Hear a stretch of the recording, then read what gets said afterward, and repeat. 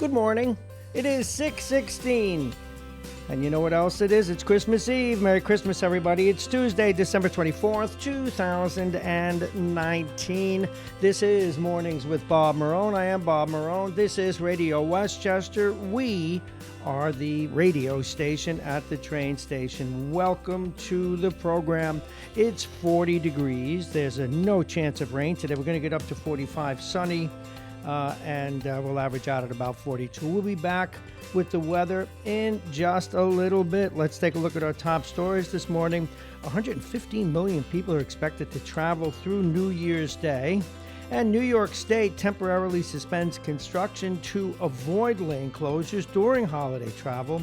Gee, it's about time. It has been a mess on the roadways. Speaking of roadways, the White Plains DMV was closed yesterday due to flooding in that deteriorating mall. And that mall is a mess.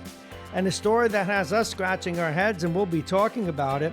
Mount Vernon sues 10 accused of stealing, more than $1 million from the water department. Meanwhile, they made no secret of spending water department money, because the people who will likely be the defendants will tell you that the controller wasn't paying the bills. It just doesn't stop in Mount Vernon, does it? And a $5,000 reward is offered to help catch a convicted gang member. The Rangers lose. The Knicks lose. The Islanders lose, but the Devils win. All right. We'll be back with all those stories, but first we have to go to the weather. Welcome to Radio Westchester. Let's take a quick look at the weather. Well, actually, a full look at the weather on this Christmas Eve. And the weather is brought to you exclusively by United Hebrew of New Rochelle, voted one of America's best rehabilitation and senior care campuses, and it's right here in New Rochelle. Visit uhgc.com. Indeed, it's 40 degrees. It'll be sunny today. The temperature getting up to 45 tops, but it'll average out about 42. The wind out of the northwest 5 to 10 miles an hour. Tonight, a few clouds. The temperature 27. Wednesday, mostly sunny skies. The temperature will be 42. The wind only 5 miles per hour. And of course, that is Christmas Day. So mostly sunny. Sorry you won't get your snow, but it's better to have a nice day than a wet one. Thursday, mostly cloudy, a high about 43. And on into Friday, mostly cloudy with a few light showers or sprinkles. The high will be 43 degrees. And it is Christmas Eve. Please be careful traveling today. For those of you celebrating Hanukkah, you're into your third day. A happy Hanukkah to one and all. Let's get to the news. And the news this morning is brought to you by our friends at the United Hebrew in New Rochelle, the top-rated campus of senior care. Visit uhgc.com. Aging Issues Management, Aging Issues Radio, the law firm of Kenya and Khan, Plug-in Virtual Reality, and Dominic Cigars. People across the Hudson Valley are getting an early start to their holiday travels before the expected heavy traffic rush later today. Only a few creatures were stirring in the rest stop in Ardsley early this morning, according to News 12. Traffic is expected to pick up later in the day. Again, they expect 115 million people to travel over the next week or so. Now, this is a welcome story, and this out of News 12 today. New York State is suspending construction-related lane closures this holiday season. You think? As of Christmas Eve morning, that would be right now, all construction work causing temporary lane closures will be suspended until 6 a.m. on Thursday.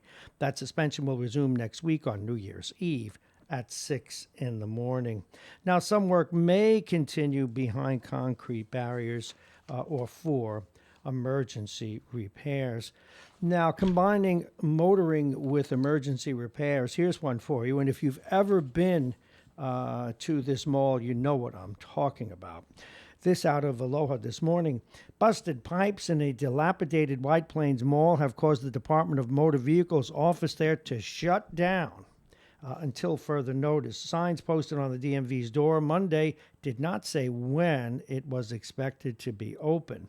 A man by the name of Bernie DeJesus, who does security at the DMV, has said remediation is expected to take 3 or 4 days. And That's a painful place to go to DMV in the first place. The mall is a disaster, although the facilities for the DMV are pretty nice, but nonetheless, a bad situation made worse. Now, this is a story, and a full disclosure, I'll add some commentary because I'm fairly familiar with this.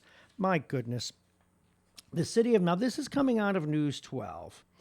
And we're going to get some people on right after the holiday because this is a one-sided story in our view. The city of Mount Vernon is going after money they say was stolen from the water department in a new lawsuit.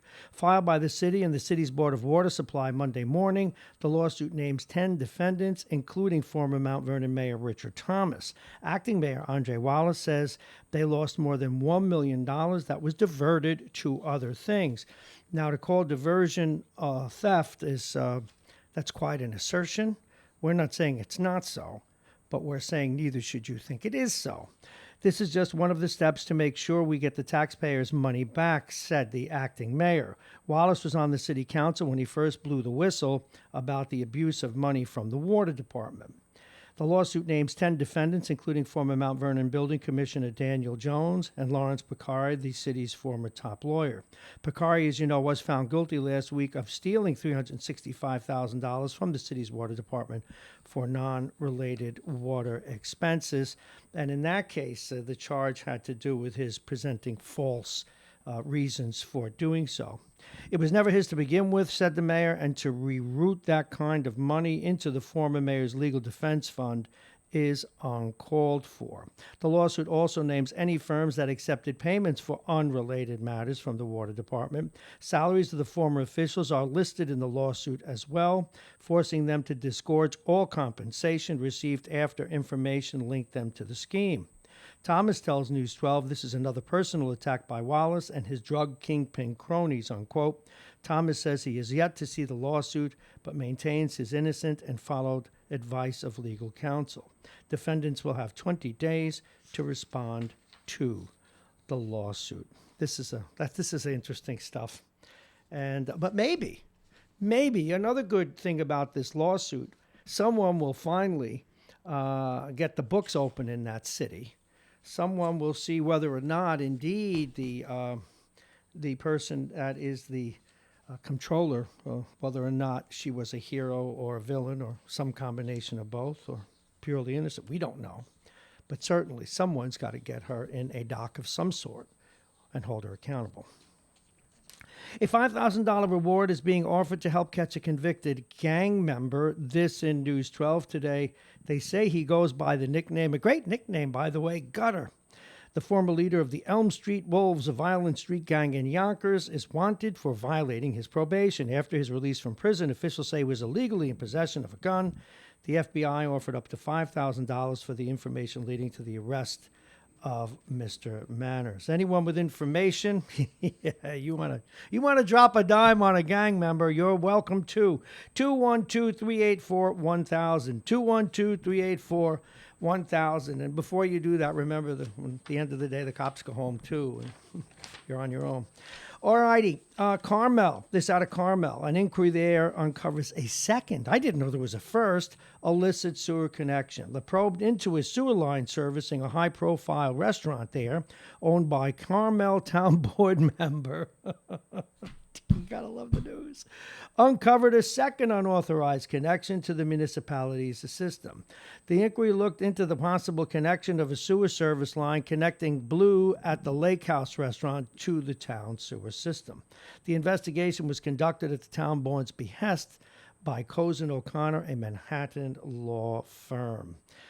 In a 231-page report, the firm found that the restaurant had an unauthorized connection. We've said that only about 4 times. Hopefully, we'll find out if that was an accident or it was deliberate. Or, one never knows. You got to love the news. You just have to. Nothing beats Mount Vernon, though. They need to. The state should have come in a long time ago. Hello, Governor. Ossining Town Justice censured for improper behavior. I love these improper behaviors. This out of Aloha. An Ossining Town Justice has been censured for invoking his position during a profane confrontation in a store and during a court proceeding in which he used ethnically derogatory terms. One Michael Towell, a part-time justice in Ossining Town Court, was rebuked by the State Commission of Judicial Conduct. It's about time some half-judge, or whatever he is, was held accountable, which said in a statement today the 52-year-old comments created the appearance that he expected special treatment and deference because of his status as a judge. Wow, that's a shocker. Towell, who works as a lawyer based in White Plains, has served as an Ossining Town Justice since 2012. His current term expires December 31st. This fall, Towell, a former Ossining board member, unsuccessfully ran for a seat as a Westchester County judge. Now, these are the incidents. The first one took place in 2016. The commission said Towell was in a gift shop when he saw a window display of a smoking or drug-related paraphernalia. He profanely confronted store workers and mentioned his judicial office in an attempt to have those items removed from the display. See, a judge is not a law enforcement official. He gets to judge that. You got to call the cops. So anyway, during that summation, and the second incident occurred in 2017. Working as a defense lawyer, Towell gave his summation to a Brooklyn jury during a personal injury case. During that summation, he referred to a Hispanic defendant whom he claimed was not paying attention to the road. For all we know, he could be trying up some plantanos in the front seat. My. Okay, kind of a nice kicker here. As an emerging basketball talent, Jim Bostock was often asked apparently easy questions that he could not answer. This out of Aloha. What does this have to do with it regarding medical history, etc.? Well, he was raised by a Yonkers foster care family. But now, with the help of DNA tests, he's going to be meeting his original family. I don't know. How do you feel about that? We'll talk about that in a minute. I'm about to cough, so listen to some music.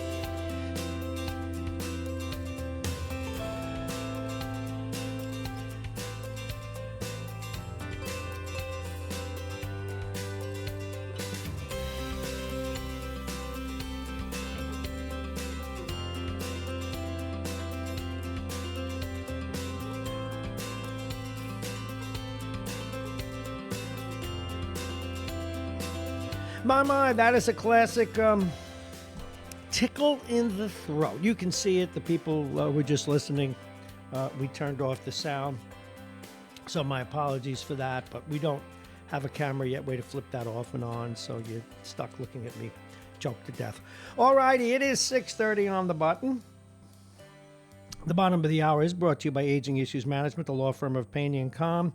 Dominic's Fine Cigars and Plug-in Virtual Reality. We'll come back with the weather again in about 10 minutes, but we did want to get to sports, so we gave you some of the headlines, but now we get into the details.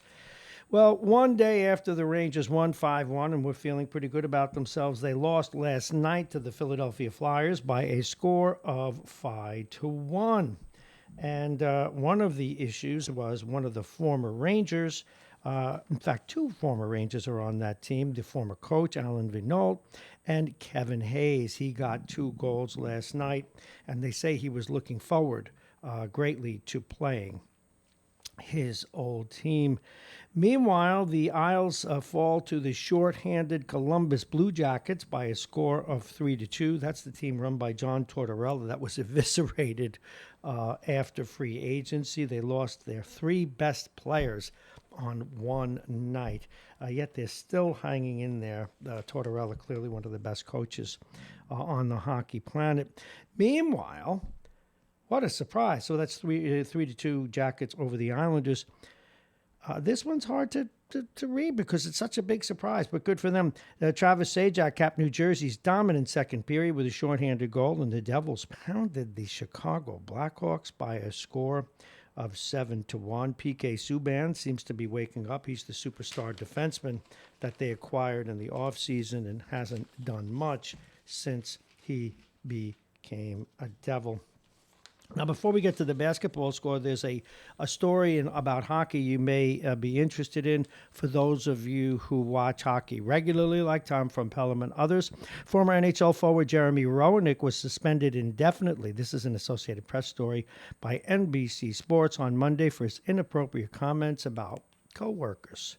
Roenick made a series of questionable remarks about fellow hockey broadcasters Catherine Tappan, Patrick Sharp, and Anson Carter during a recent appearance on the Spittin' Chicklets podcast. Got to be very careful on those podcasts, guys. Yep. On the podcast, Roenick discussed a vacation to Portugal with his wife and Tappan, where he made repeated references to the NBC Sport anchor's appearance and joked about the possibility of the three of them having intimacy together. Well, Roenick said they went on vacation because his wife, Tracy, and Tappan are good friends. When another resort guest asked about the situation, he recalled, "I play it off like we're going to bed together every night, the three of us. It really came to fruition. If it did, that would be good, blah, blah, blah, blah, blah." I don't know. It doesn't seem so bad, except you were on the air. And Roenick subsequently praised Tappan as one of the most professional sports personalities he knew. Later in the interview, Roenick called Patrick Sharp so beautiful and said, "I'd like to think about it. If he asked me, I wouldn't say no right away." All right. That was probably humor. I don't know. I wouldn't. I would not have. I would have maybe suspended him for a week and said, "Look, you can't talk like that." But, my goodness, he was being humorous. Are we allowed to be funny? Well, not anymore. At least not humor that suggests anything other than. By the way, Patrick Sharp recently retired, Chicago Blackhawk, very good-looking fellow. Very articulate and got the job for that reason. But he got a TV job because he is pretty. I'll leave it at that. All right. I mean, yes, good-looking guy. What do you want me to tell you? All right. The Wizards.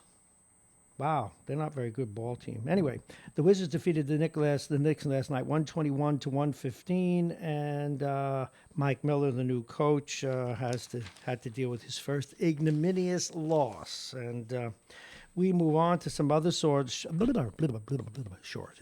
sport stories.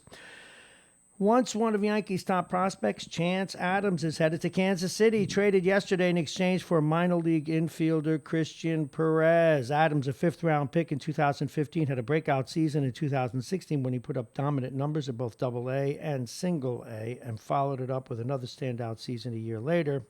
Nonetheless, the 25-year-old was designated for assignment last week to open up a spot on the 40-man roster for Garrett Cole. So, meanwhile, Perez, 21, signed with the Royals out of Venezuela and spent last season in Single A. Wilmington. Single A. Wilmington.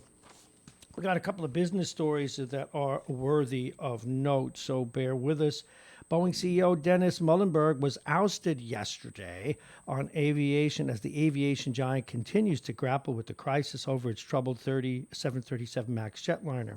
Chairman David Calhoun will step down as senior executive at Blackstone Group to take over as Boeing's chief executive. One thing we do hope is someone involved in manufacturing, but also someone who really understands flying and the need for absolute incredible openness when it comes to designing airplanes. And that one we could spend a whole show on.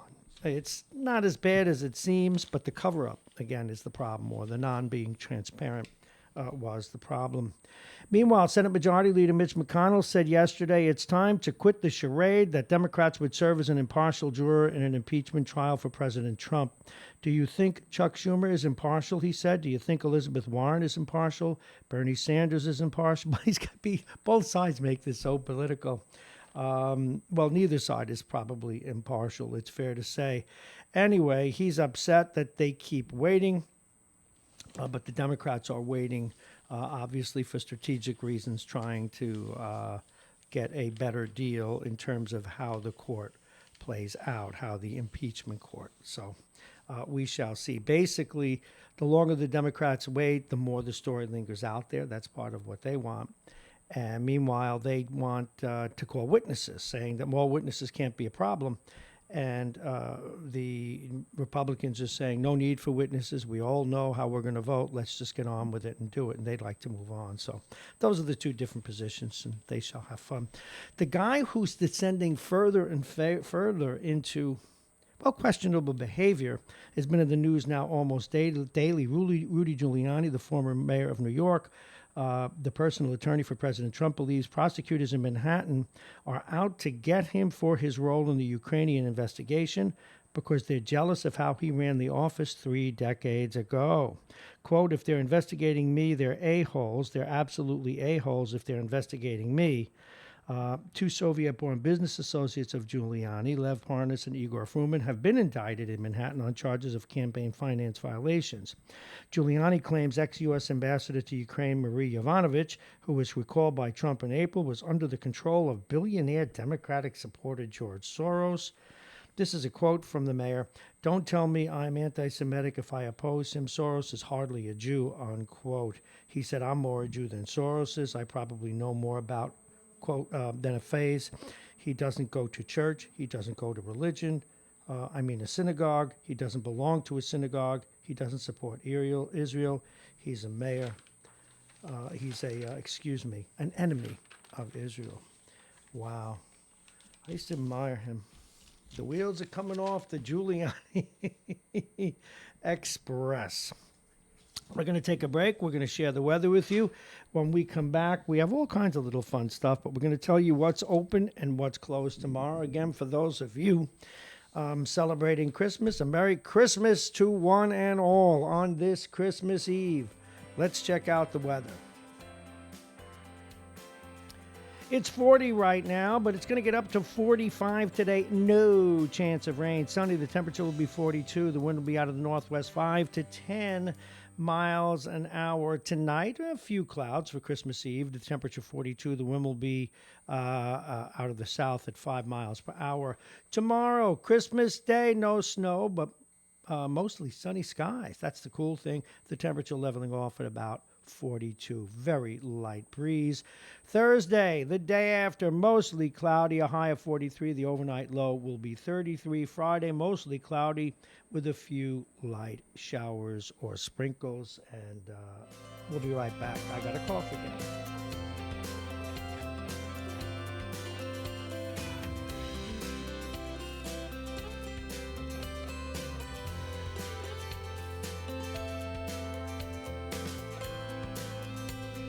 It's a plot. I'm being assassinated. All right, where were we? And so we get into Friday, mostly cloudy with a few light showers. The sprinkles, the high will be 43. Well, that's unfortunate because originally they said a little snow. We know you like to see snow, but none in the forecast are going on for the next several days. And that weather was brought to you exclusively by United Hebrew of New Rochelle, voted one of America's best rehabilitation and senior care campuses. And it's right here in New Rochelle. Visit uhgc.com. Before we get into more news and some other stories, let's take a look at what tomorrow will bring. It is 6:40. We'll go over the lineup for today in a little bit. Let's see. Okay, this is what's open. What's open or closed. City, state, and federal offices will be closed tomorrow, which you knew.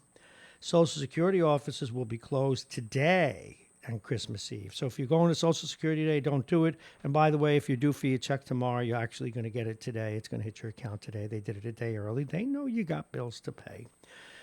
Post offices, UPS, and FedEx will be closed tomorrow, not today. Today, they will be running around like mad hatters. Regular mail will not be delivered. Some post offices may close early today, so be aware of that if you're running off to the post office.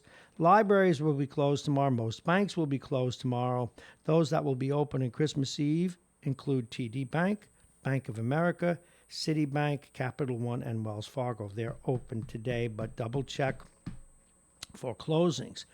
There will be no trash or recycling pickup tomorrow. If Wednesday is your usual trash day, put your garbage out after 4 p.m. for pickup Thursday. The New York Stock Exchange and NASDAQ will close early at 1 p.m. That's today. Both will reopen on Thursday. While most stores are closed Christmas, On Christmas Eve, Trader Joe's will be open until 6 p.m., Whole Foods till 7 p.m., Target until 10 p.m., Macy's until 6 p.m., and the Queens and different plazas and such will be open to different malls till around 7. Now, we mentioned this earlier, but we're going to go with this as well. A record 115.6 million Americans are expected to hit the roads today and through tomorrow and through the rest of the holiday season.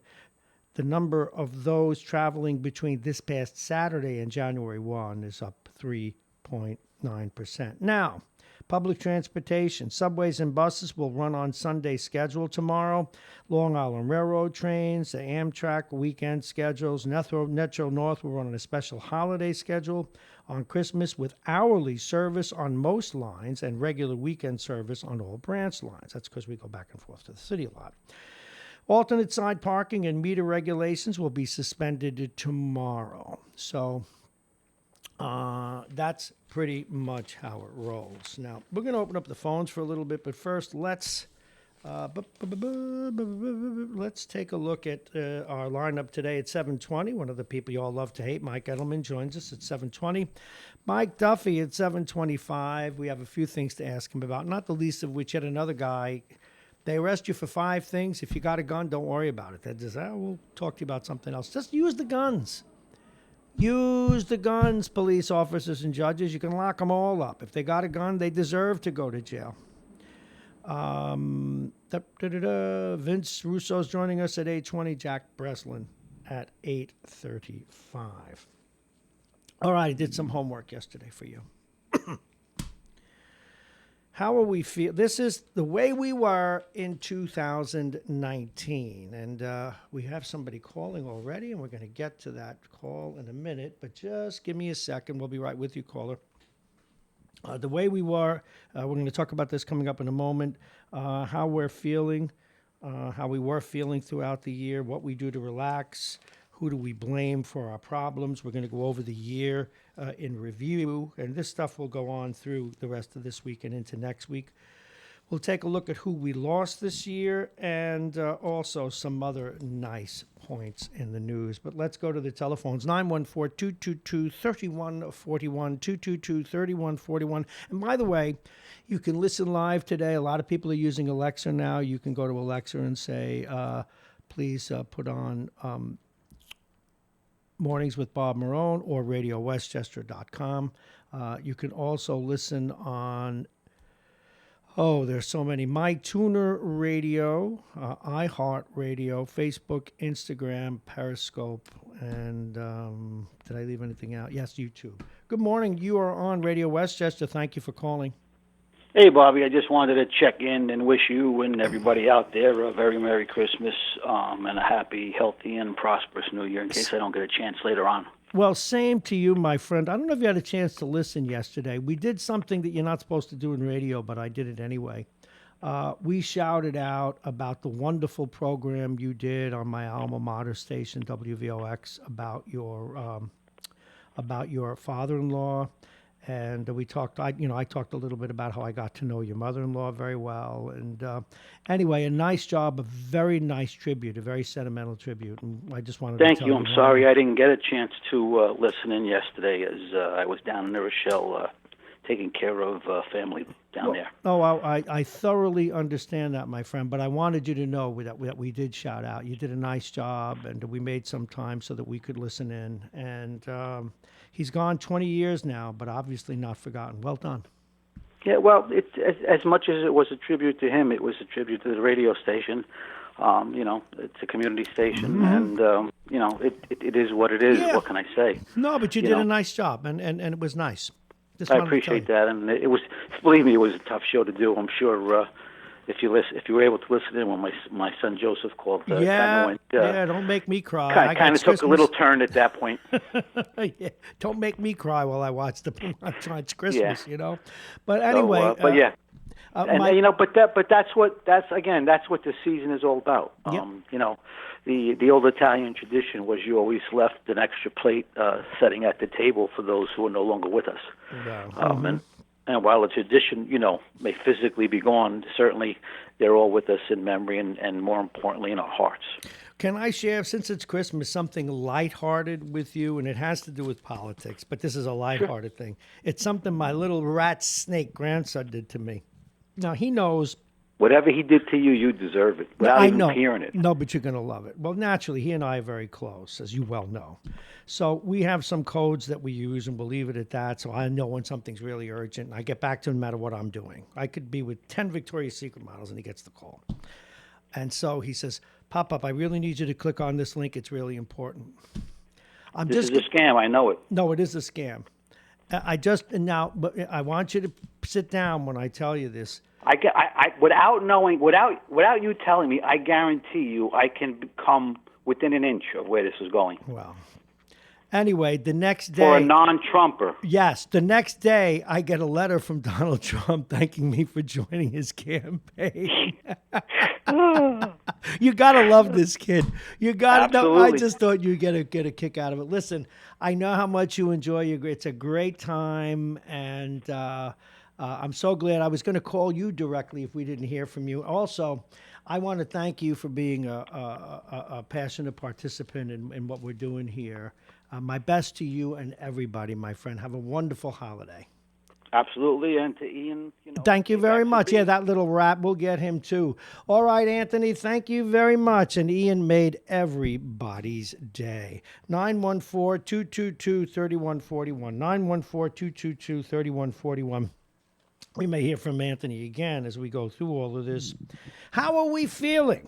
And this is a poll watch that's done by our friends at The Week magazine. They're really great. We're pretty furious. 60% of Americans are angry about the way things are going in the country. 62% say they feel more rage about current events than they did 5 years ago. Imagine that. And 58% think their family, friends, and coworkers seem angrier too. 60% believe American society is broken. I do. 51% that extreme partisanship now poses a danger to the country. I agree with that. But what do you think? Well, 70% are proud to be an American. Well, I am. Only 43% think the U.S. is currently great. That's interesting. We can talk about that. We can do a whole show about that. We're great in what we're trying. We'll always be great in what we're trying to do. Some days we get it right. Some days we don't. That's down 8 percentage points. But there are causes for optimism, according to this poll. 55% think the economy is excellent or good, up from 25% in 2016. And 69% are satisfied with their personal financial situation. Still, many fear the good times won't last. So that's almost congenital. 60% expect we'll sink into recession. 66% in 2020. Now, this next range of items in our year-end quiz. Whom do we blame for America's problems? Many point the finger at the commander-in-chief. 58% believe Trump is damaging the U.S. with unpresidential behavior. 54% that he made America less respected around the world, but some think he's the greatest thing to happen to Washington in 150 years. 25% of Americans, including 53% of Republicans, say he's a better president than Abraham Lincoln. I'm going to start drinking as soon as the party's open for that one. Other branches of government are viewed dimly. Only 22% approve of the way Congress operates. Well, good for them. And 68% say its members don't work hard enough to deserve of a summer vacation. Well, they get a couple of them. Okay. How has society changed? This is another category. And again, you want to join this conversation, you can call in at any time. 222-3141, 222-3141. How has society changed? We're more accepting in some ways, says the poll. A record 67% support same-sex marriage, and that was coming. The world's changing. 76% would be willing to vote for a well-qualified presidential candidate who happened to be gay. More than for an atheist, 60%. I wonder how many really atheists, but, bow their head, oh, God's coming. I read it in a book. Anyway, 60% or a socialist, 47%. You're not going to, that's not good. Well, 47%, that's a lot more than I thought. Now, socialist is a loaded word. There are some people with social programs that are labeled as socialists, but not really in the negative sense, if indeed there is a negative connotation. Communism, yes. Socialism, not necessarily. So, but prejudice hasn't disappeared, says the poll. 56% say being black hurts a person's ability to get ahead in America, and 51% say the same things about Hispanic. Partisan enmity is growing, however. 63% of Republicans believe Democrats are more unpatriotic than other Americans, while 55% that they're more immoral, while 75% of Democrats, 75%, say Republicans are more closed-minded, and 38% that they're less intelligent. That's from the Pew Research Center. Bridging that divide will be difficult. 87% want political leaders who will compromise. They do, but they don't. They say they do. Imagine that. 87% want political leaders who will compromise and find common ground, but 84% also want them to stand up to the other side. Now, those two aren't mutually exclusive, but there has to be a point of reconciliation for America to be what America is. If America doesn't compromise, it's really not America anymore. Now, what do we do to relax? Another interesting part of the poll. Do you zone out in front of the screen? Well, 88% say they've lost sleep because they stayed up to stream multiple episodes of a TV show. We've all done it. And 50% because they played video games past bedtime. And that comes out of the American Academy of Sleep Medicine. That might explain why 40% of us generally don't wake up feeling well rested. Many of us find escapism in fantasy, 62%. Love superhero movies. Wow, 62%. Now, it's going to disappoint my grandson. I've liked a couple of the superheroes. I like Iron Man and Spider-Man and one movie about Batman. But some of those Avenger movies, I can't follow them. I don't know if it's that I'm old or whatever it is. I mean, I'm glad he loves them, and I go to the movies with him. But sometimes I just can't keep up. But that may just be cultural, age-related, perhaps. 60% Star Wars films. 13% are so devoted fans that they've indulged in what's called cosplay and dressed up as their favorite franchise character. When it's movie night at home, 38% want to eat pizza. That's a good idea. Eating pizza is a good idea anytime. That's more than any other food, but many don't enjoy a Hawaiian. 38% believe that putting pineapple on a pie should be illegal. At last! A Harris poll agrees with me. No, you don't put pineapple on a pizza. But worst of all, do not allow someone, that's like a slice of pizza here, right? This looks like a slice, doesn't it? Don't allow someone to put lettuce on a piece of flat bread and say, ooh, pizza. It's not pizza. It's not pizza. It's pizza if it has the bread, it has the cheese, mozzarella, not any of the other garbage they throw on there. It's got to be mozzarella, or for those of you very waspy, mozzarella. And it's got to have sauce, and it could have like oregano and all some different things. Yeah, you can have toppings, sure, sausage, the dreaded allige, but it's awful. But some people like it. It's a part of the whole program. You can have your meatballs. You can have pepperoni, but then it's almost not pizza. Oh, look, I got a salad pizza. I'm eating health. No, you're not. You're not eating pizza. They shouldn't even serve it in pizza. It should be illegal. Oh, sorry, I get myself. But pineapple on a pizza? No. Or to quote, was the kid from Home Alone? I don't think so. All right. It must be true. I read it in the tabloids. We have all kinds of good stuff for you today as we come up on 7 o'clock.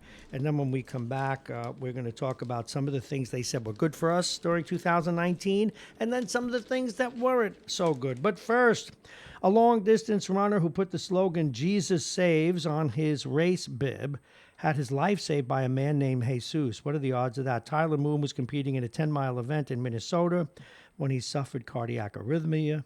Nurse Jesus Bueno was running behind him and was able to perform CPR. That's a nice story. A Utah man has learned the hard way not to get too close to a bison. Kyler Bourgeois, 30, was gored by a bison during a hike in the Antelope Island State Park in June, suffering a cracked rib and a collapsed lung. He thought it was just a freak accident, so he recently returned to the park to jog and watch the sunset. But another bison charged and gored her too. I know I'm laughing at that. Puncturing her thigh. I generally am not superstitious, but I have the weird feeling that the bison don't really like me. A brigade of 8 firefighters needed 25 minutes to free a chubby rat that had gotten stuck in a manhole cover. 2 children in Germany discovered the portly critter and phoned for help. He had quite a winter, got fat, and got stuck. Well, I guess they could have killed him, but I don't know. Should they have? All righty, it is 6:57. A Chinese computer programmer created a chatbot that sent realistic responses to his girlfriend's daily barrage of 300 texts. We're going to talk about this. Li Laxing said he developed the program to avoid hurting his girlfriend's feelings while he was at work, but the girlfriend became suspicious when the responses to her texts came back nearly instantly. Why are you responding so fast? She asked. After revealing his rules on social media, she was inundated with requests from other men for source code to his... You're not kidding. I want that. Folks, I'm sorry. And I'm not even going to allow you to tell me that this is an age thing. A text does not mean I should get right back to you. If you text with a special code that it's urgent, you put urgent in the text, maybe. Successful people don't react to the whims, the insecurities, and the impetuousness of others. Successful people manage their time better than that. And I find that this whole texting world, and it's why, those of you are going to be on the road today, and were on the road last night or the night before, and will be on the road for the rest of the week, I am telling you, you will see lots of rear-end collisions, and it'll be because people are texting on their phones. Now, do we all sneak a look once in a while if you got something important going on? Yes. But this whole notion, and I've been railing against this for years, no one's ever convinced me otherwise, just because you sent me a text, you think I'm supposed to text you back. It don't work that way. It's an inbox. And the number of people who don't even want to check voicemail anymore. You see, leave somebody a voicemail, and I didn't check it. I just saw that you called. What's up? Well, I already told you that you won the lottery, or I already told you that call me, it's important. Your mom just got hit in the head with a brick and lost 2 eyes. Check your voicemail. It's safer. But I'm screaming to deaf ears because society now has become, everybody needs some sort of Ritalin. That's what I believe, because everybody wants things answered right away. Why didn't this take? There we go. Good morning. You are on Radio Westchester. This call is for the technically challenged who own iPhones, to let you know that there's such a thing that's loaded into your phone called Apple CarPlay, which allows you to actually accept, have text read to you, and respond back verbally while you're driving. Okay, thank you.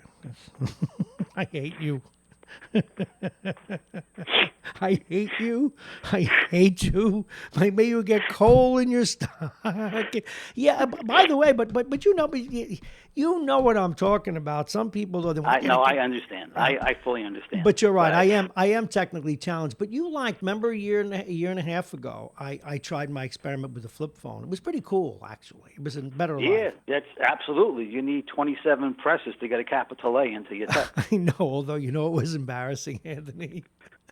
So I take my grandson to a hockey game, and we're going through the turnstiles, and the guard stopped and called over the other guards to look at my flip phone in security. Yep. Hey, look! Talk about dating yourself. Yeah, I know. Wow. Thank God you have a significant other, because you'd never find one. Yeah, well, you're going to hell, Anthony. Thank you very much. It is 7:00. But still, it's how I feel. But I should have asked him, but we'll talk to him again. We got plenty of time today. It's 7:00, and we do need to reset. You're listening to Radio Westchester. We are the radio station at the train station. You're listening to Mornings with Bob Marrone. I am he. You can listen. You can tell whatever it is, Exeler, or whatever you call her, the machine, little round thing. You can ask to listen to RadioWestchester.com. You can go to MyTuner Radio, iTunes, or Facebook, Instagram, Periscope, or YouTube. It is Christmas Eve, and Merry Christmas to all. It is Tuesday, December 23rd. It's also the third day of Hanukkah. Happy Hanukkah to you celebrating that. To those of you celebrating that day, we have Mike Edelman coming up at 7:20, and then Mike Duffy at 7:25. But mostly, we're just starting our year in review early here. But it is time for the weather, and the weather is brought to you exclusively by our friends at United Hebrew. United Hebrew of New Rochelle, voted one of America's best rehabilitation and senior care campuses, and it's right here in New Rochelle. Visit uhgc.com. By the way, we're changing this music program. I can't wait. It's like 2 or 3 seconds delayed when you hit the play button. So it's just one of the bugs we still have to shake out of this wonderful enterprise with which we are engaged and which we share with you. It is 40 still, but it's going to get up to 45 today. No chance of rain on this Christmas Eve. Later, sunny. Temperature will be averaging out about 42. Tonight, Christmas Eve, midnight mass, all the rest of it, the temperature will be 27, a little chilly, but comfortable. Tomorrow, Christmas, no snow. Hey, that rhymes kind of, no snow. Wednesday, mostly sunny skies, the temperature will be 42 degrees, the wind will be out of the south at 5 miles per hour. Thursday, mostly cloudy, a high of 43, the overnight low will be 33. And Friday, mostly cloudy with a few light showers or sprinkles. The high will be 43 degrees. The overnight low will be 35. Mixture of sun and clouds on Saturday. A high 45 degrees. And the top of the hour is brought to you by United Hebrew of New Rochelle, the top-rated campus of senior care. Visit uhgc.com. Aging Issues Management, the law firm of Payne & Con, Dominic's Fine Cigars, and Plug-in Virtual Reality. Now, let me ask you something. Do you believe, I did throw it out there, do you believe, I got your text, Anthony, we'll see if he stays in season. Do you believe that pizza can be pizza if it's got lettuce on it? No, can't be. Why would you even call it pizza? But people have to do what they have to do to make a living. We're going to touch some of the stories, and one that sips in my clothes. We're trying to stay in the season. You know, we're not doing any of the real ugly stories, but one of the stories that really does bother me, because sooner or later, and this is in fairness to everybody, the acting mayor in Mount Vernon's trying to do what he believes is the right thing, I'm sure, or not. We don't know. I mean, but I think he is. But it doesn't mean he's right, and it doesn't mean he's legally correct. First, I'm going to share the story with you because I kind of fell in love with, and that's the wrong word, but took great interest in what's going on in Mount Vernon because the people, we don't pay enough attention to what the people need and what goes on there. All the corruption, if you want to call it that, legal and otherwise. And now legal corruption or accounting foolery is one thing, crime is another, and we really don't know. But here's the story, and I'll give it to you straight as News 12 did. Okay, and it's the one story with that might capture your interest in terms of maybe you want to talk about it later on. The city of Mount Vernon, and this is in News 12, and I'm going to read it verbatim, and they get full attribution. Verbatim with some paraphrase.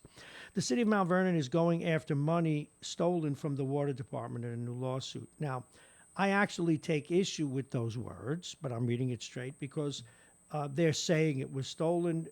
When the money was being paid, it was quite open. It was no secret. We all knew that the former mayor administration was paying money out of the water department, paying bills, because he claimed at that time, rather openly, rightly or wrongly, unless he was fibbing, and we'll certainly find out, that the comptroller would not pay bills that the city needed to pay to get the job done.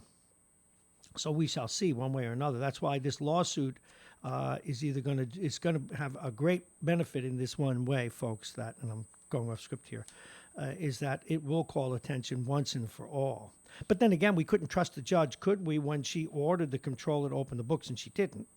So maybe filing a lawsuit doesn't matter because even the judges, when it comes to Mount Vernon, seem to be, we won't say incompetent, that's not fair, but less competent or less willing to use their authority to help that city. Okay, filed by the city and the city's Board of Water Supply Monday morning, the lawsuit names 10 defendants, including former Mayor Richard Thomas. Acting Mayor Andre Wallace says they lost more than $100 million that was diverted to other things. Now, if we find that this went in people's pockets, if we find out that it was money used for personal gain, if we find out, though, that it was used to pay city bills, then what of it? Is that an accounting error, or is that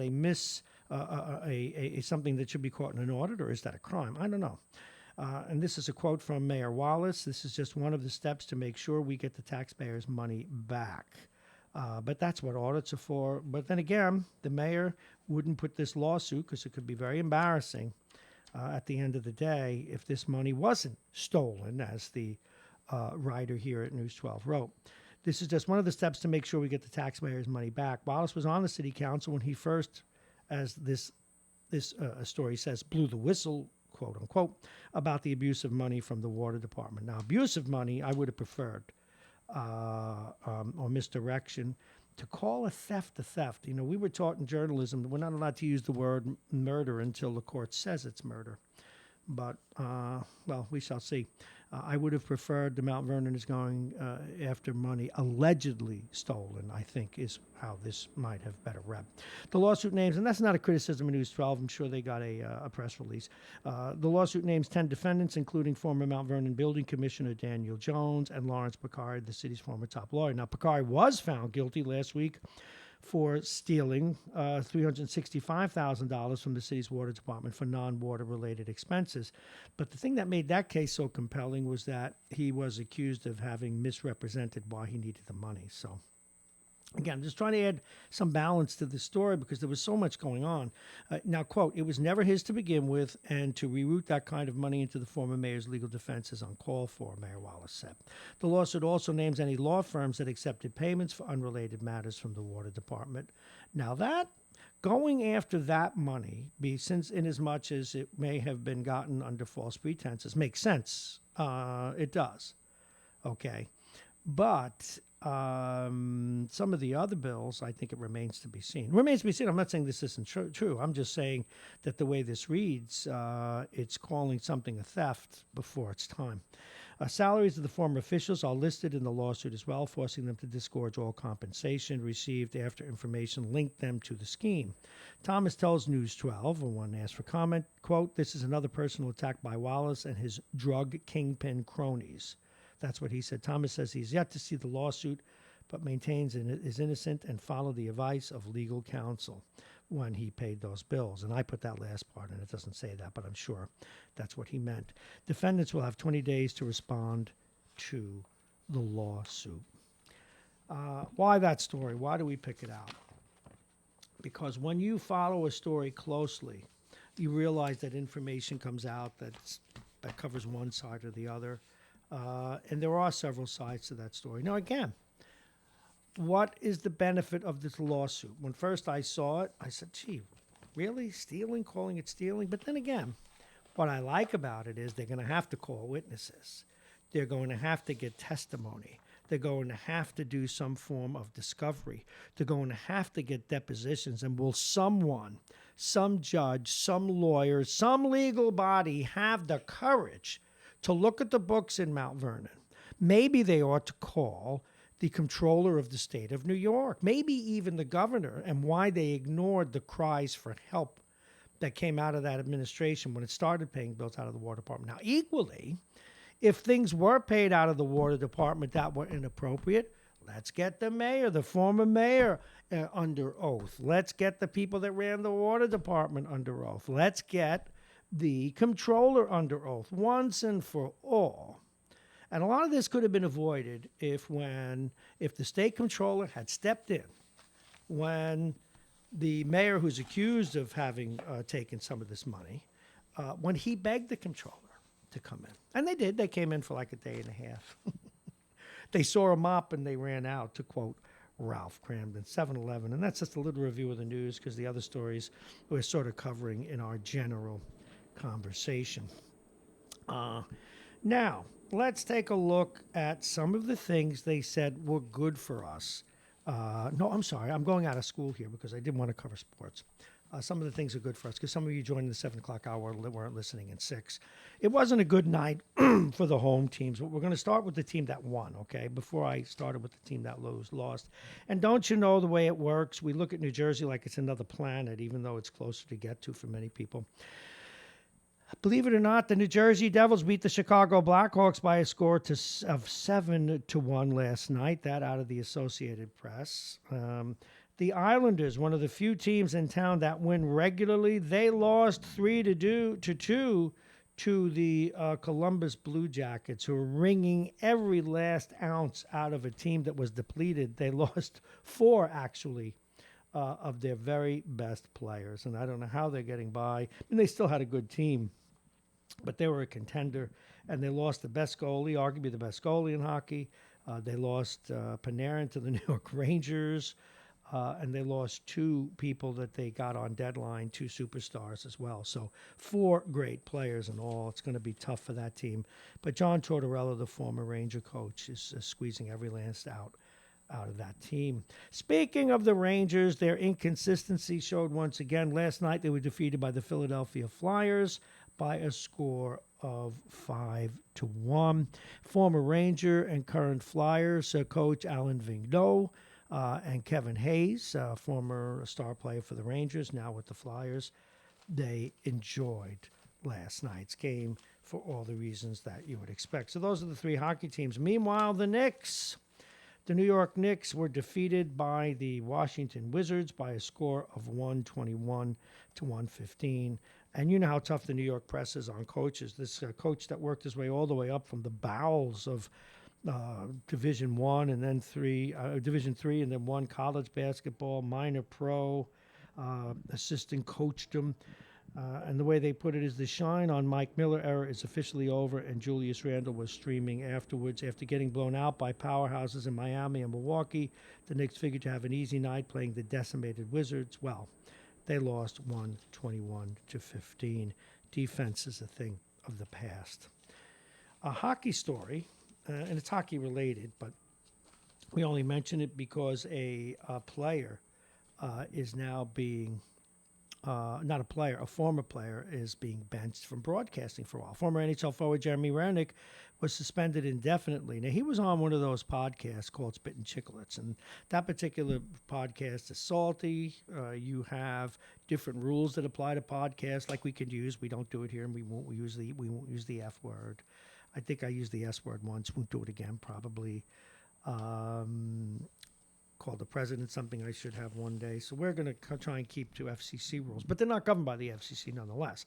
And he was making jokes about the fact there were little sexual innuendos that his wife is close friend with a female broadcaster with whom they went on vacation, and he was saying, wouldn't it be fun if all 3 of us, kind of suggestive. And another suggestion he made, one of his co-hosts is a former player, a former Blackhawk by the name of Patrick Sharp, who was chosen, A, he's a smart guy, but B, a really handsome kid. And so he made similar comments about him. Now, Roenick played with 20 years in the NHL for different teams, and he's a little bit, he's flaky, okay? But I would not have suspended him for this. I might have slapped him on the wrist. I would have said, hey, that kind of humor isn't appropriate. But he didn't do it on a major broadcast. He did it on a podcast. So now if they're snooping their noses into podcasts where that kind of innuendo and fun is allowed, well, I guess they're allowed to say, we're going to suspend you. But they ought to give him his job back. There was no Me Too nonsense. None of that. He was just making humor salty the way men and women do all the time. And it's just a reality of life. It's like, I can't even go there because the whole world has lost its sense of humor. Anyway, Jeremy Roenick, I hope you get your job back soon. And I'm going to reach out to him and get him on this show. That's ridiculous. All right, for those of you who are Yankee fans, you lost a guy you thought was going to be good. Once one of Yankees' top prospects, Chance Adams, is headed to Kansas City, traded Monday for a minor leaguer. They thought this guy was going to be the greatest thing since sliced bread, and now he's like a stale roll. He is gone. And for those of you who like your business, well, Boeing widely ditched Muhlenberg over the MAX jet crisis. And I can only tell you, as a person who loves and knows a fair amount, I'm not saying I'm an expert, but I'm a pretty good amateur about the airplane business, how they work, how they're designed. He was clueless when he was in front of Congress. I mean, I'd have done a better job, and I have a tiny brain. So goodbye.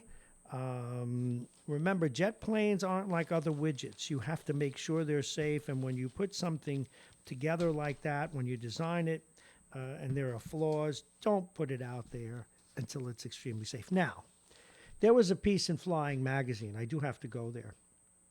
And the man who wrote, considered the greatest flying book of all time, called Stick and Rudder. And the name of the book, it's a German name, and I won't pronounce it right, so I'm not going to say it, but those of you who fly know what I'm talking about. He rightly, although they feel he went too far, he rightly found that he thought people were too hard. Well, no, his premise was correct. His final conclusion probably wasn't. He felt that had the pilots who were flying in Asia had better training, it wouldn't have happened, and he's probably right.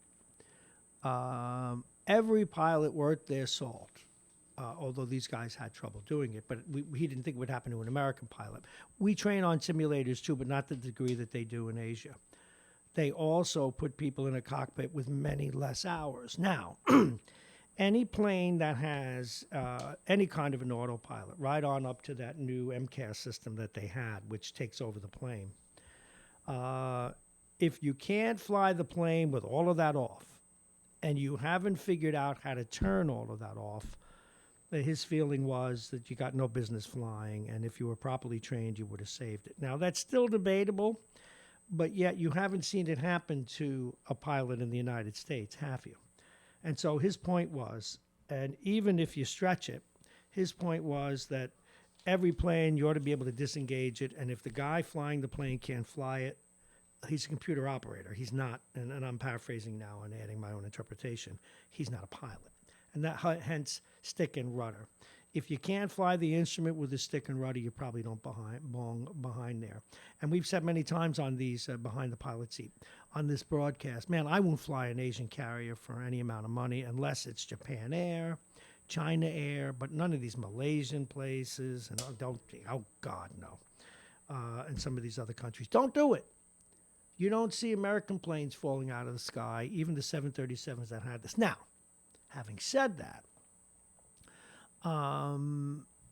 it doesn't appear that there was enough training or insistence on training. It doesn't appear and it does appear that they cheaped out on what are called angle of attack indicators, or the little devices outside the plane that show that. Because if you put it off just a little bit, you can create problems if it's not at the right angle attached to the airplane. I know this is inside baseball. So they should have been more open about that. They should have been more open about the problems. They should have done a better job of programming the thing to preempt even the problem that training would have overcome. But so it's an interesting problem. But anyway, I guess what I'm trying to say, and not very well, is that didn't have to happen. So, all righty, let's move on. All right, it is 7:20. We thought we were going to hear. We probably still will hear. Yes, we will. He's right on time. We like this. So let's go to our next guest, Mike Edelman. Mike Edelman is, of course, our political analyst out of Florida, a former Republican lawyer. When I say former, he may still be in the Republican Party. He's not a big Trump fan. But first of all, please join us in wishing him a happy Hanukkah, and if he's got anyone in his family or he celebrates Christmas, a Merry Christmas as well. Good morning, Mike Edelman. Good morning, Bob. Merry Christmas to you. I've celebrated Christmas since I was 3. Since you were 3? All right. Well, I have. Yes. My family is mixed as well. We've got Christmas and Hanukkah and everything, and I like the idea of getting a present every night for 8 days, but I never got got one. So. Anyway, one of my listeners says, will you be in the Christmas spirit and not be too hard on Trump today? But we do want to get your take about something nonetheless before we get into the niceties of the system. Right. The Democrats are holding off, which is wise from their point of view, I think, and I just want to see if I'm on the money here. They're holding off on filing the papers because their sense is that the Republicans just want to get it on and over with and move on. So the longer they linger, the more perhaps other information comes out. That's number one. And number two, they get a chance, they have some leverage over the rules. Is that an accurate observation? Yes, that's exactly right. They want to have a procedure by which they can call witnesses and see documents. It's not a trial if there isn't any evidence. I know it's not a court of law, but you take an oath when you are a senator to judge fairly. And what are you going to judge if you don't have a proceeding of any kind? There's nothing to judge. Unfortunately, Lindsey Graham said he's not interested in being fair. Mitch McConnell, the same. These guys are making a conclusion before they see anything. So that's why they're doing it. And the other reason is, I believe personally, that after we saw the emails come out with Michael Duffy, 91 minutes after Trump's call to Zelensky, from the OMB office in the White House, instructing the Department of Defense to withhold the money, who told him to do that? Now, well, you know what though, Michael? Isn't it also true that even the Mitch McConnells, they know this? There's this. Everybody knows he did what he did, and the smoke. Even if the smoking gun was there, they're going to vote to acquit. Now, to be fair, Mitch McConnell said this morning or last night. Pardon me, please. Let's quit the charade. This is a direct quote. This is a political exercise. All I'm asking, Schumer, is that we treat Trump the same way we treated Clinton. And he goes on to say, and he names all the candidates and Chuck himself.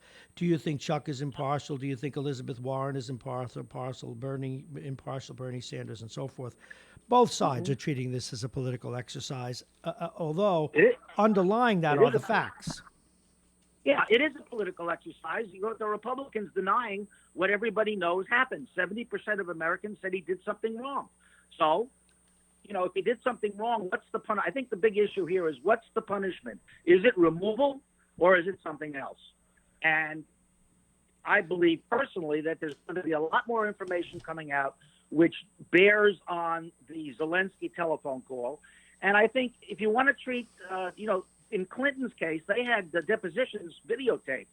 Mm-hmm. So let's videotape. That's fine. As long as it's under oath, they don't have to show up. Let's videotape Pompeo. Let's videotape Mulvaney. Let's videotape Duffy. Put them under oath and ask them questions. That's fine. They don't have to come physically to the Senate. All right. Next thing, and this you can sink your teeth into with an edge. What's happened to Rudy? What? Rudy apparently, he's apparently been sidetracked with the intoxication with proximity to power. He has access to the White House. He's chasing down debunked theories that Ukraine interfered in the election. They did not.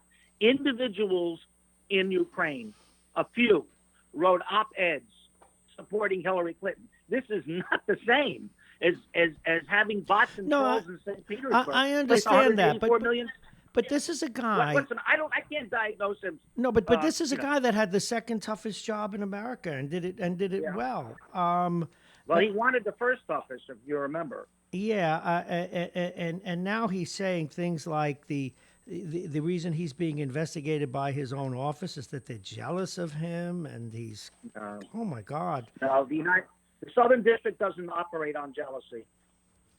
They operate on facts and evidence. And his association with Lev Parnas and Igor Fruman and Rick Perry friend in Texas to do a gas deal with Naftgas in Ukraine is an indication that Rudy stood to make money.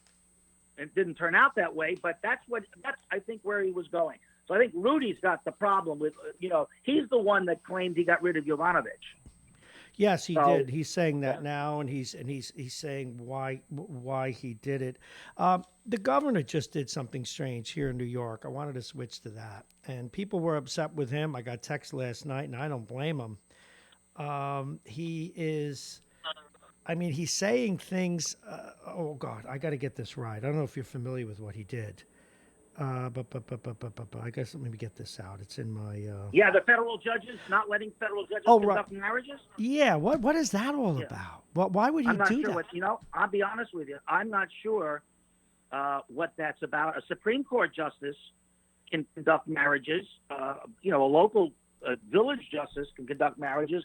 Why wouldn't you allow a federal judge? It doesn't. It's just a marriage. It's not a political issue. What folks are saying, and I think they're right, is that's his Trump hating coming out and not being very fair. We got to stop using the courts and judges as weapons. How does that adversely affect Donald Trump? They're not making rulings on case law. They're marrying two people.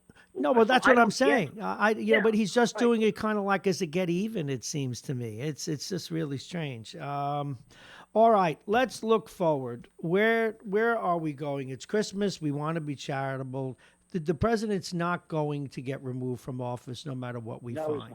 Where do you think? Right. He's not. How do you think the election will go? I think they're going to have some sort of proceeding in the Senate, so that the Republicans can't afford to be criticized as being the ones who refuse to hear evidence. Because if they dismiss this out of hand with absolutely no testimony, no witnesses, no documents, I think they're going to take a beating from the public. If you look at the polling, everybody wants there to be a fair impeachment trial. Even Donald Trump said, "I want the trial now." Of course, what he wants is a dismissal, the equivalent of summary judgment in a court. But there's going to be some proceeding. He won't be removed. And here's the kicker. Here's the test. There will be a procedural motion during the proceedings that will require 51 votes, not 67 votes. And Susan Collins and Cory Gardner and Mitt Romney and Lisa Murkowski and Tom Tillis, they're going to be required to vote on whether or not witnesses testify and documents are produced. That is going to be Mitch McConnell's end if they decide to vote with the Democrats. Well, let's say that they do. Now, is this a certainty that this procedural request will come up? Yes. If they have a proceeding and Mitch doesn't dismiss it before it gets to the Senate or immediately upon receiving the articles, there will be some sort of procedure. He has to agree with Chuck Schumer about the rules. They did it in the Clinton case. They agreed. They were this very orderly proceeding. They took evidence. They saw videos, and they voted to acquit. Something similar should happen in this proceeding. It shouldn't be dismissed out of hand. But if those 4 or 5 Republican senators procedurally vote with the Democrats to broaden the nature of the inquiry, then you're going to see live testimony or videotape testimony, and the facts are going to be the facts. Now, how are the Republicans going to get around saying, well, we saw the facts, but we don't care? That's a problem for Mitch McConnell. Sure is. Wow. One other thing I did want to cover with you and is the FISA warrant issue. Had a lot of people tell us that the thing was flawed, and I pushed back, and other people pushed back, and Comey officially pushed back. Now we find out that the FBI behaved. I mean, they said it wasn't political bias, but that they had their hand on the scale. What do you think will come of all of this? Well, first of all, the ACLU and other groups have been criticizing that FISA process for a very long time because it really doesn't hinge on the liberty of most Americans because the standard to get a warrant is very low. Uh-huh. So Horowitz didn't exonerate the FBI, but he also didn't find that, political bias motivated the starting of the investigation. And that's all we need to be concerned with now. But it's sloppy, and it shouldn't happen. And they're going to have to go back over and do those procedures to make sure that they're airtight, that when you go to a FISA court judge, you disclose everything about the information you have. If it came from Christopher Steele and Steele was employed by Hillary Clinton, you got to tell them and stuff like that. So, that's a problem. The procedure is a problem, but it can be tightened up. There is nothing that can't be. Bill Barr said he's not going to, dismiss the FISA courts. So they are valuable, but you got to have a higher standard of evidence to start an investigation. Certainly do. It is 7:30. My guest is Mike Edelman here on Radio Westchester. I wanted to just turn our attention to New York. 4 or 5. In fact, I ran into a stalwart Republican yesterday, Valerie Moore O'Keefe, and we were talking about how several, a great Republican, how several Republicans aren't going to run again in the New York State Senate. What can the party do locally to get back on its feet? We need two good parties. Yes, we do. And, I've been harping on this for about 20 years. Cross endorsements. New York is one of only 6 states that allow minor parties to cross endorse. That means the Conservative Party and the Independence Party have too much sway in who the Republicans nominate and what positions the party takes.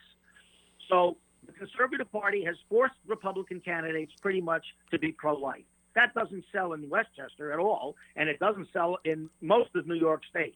As long as cross endorsements are allowed, the tail's going to wag the dog. And when the tail wags the dog, that means that the Republican Party in New York is going to be far more conservative than it takes to win. When was the last time they won a statewide election? George Pataki.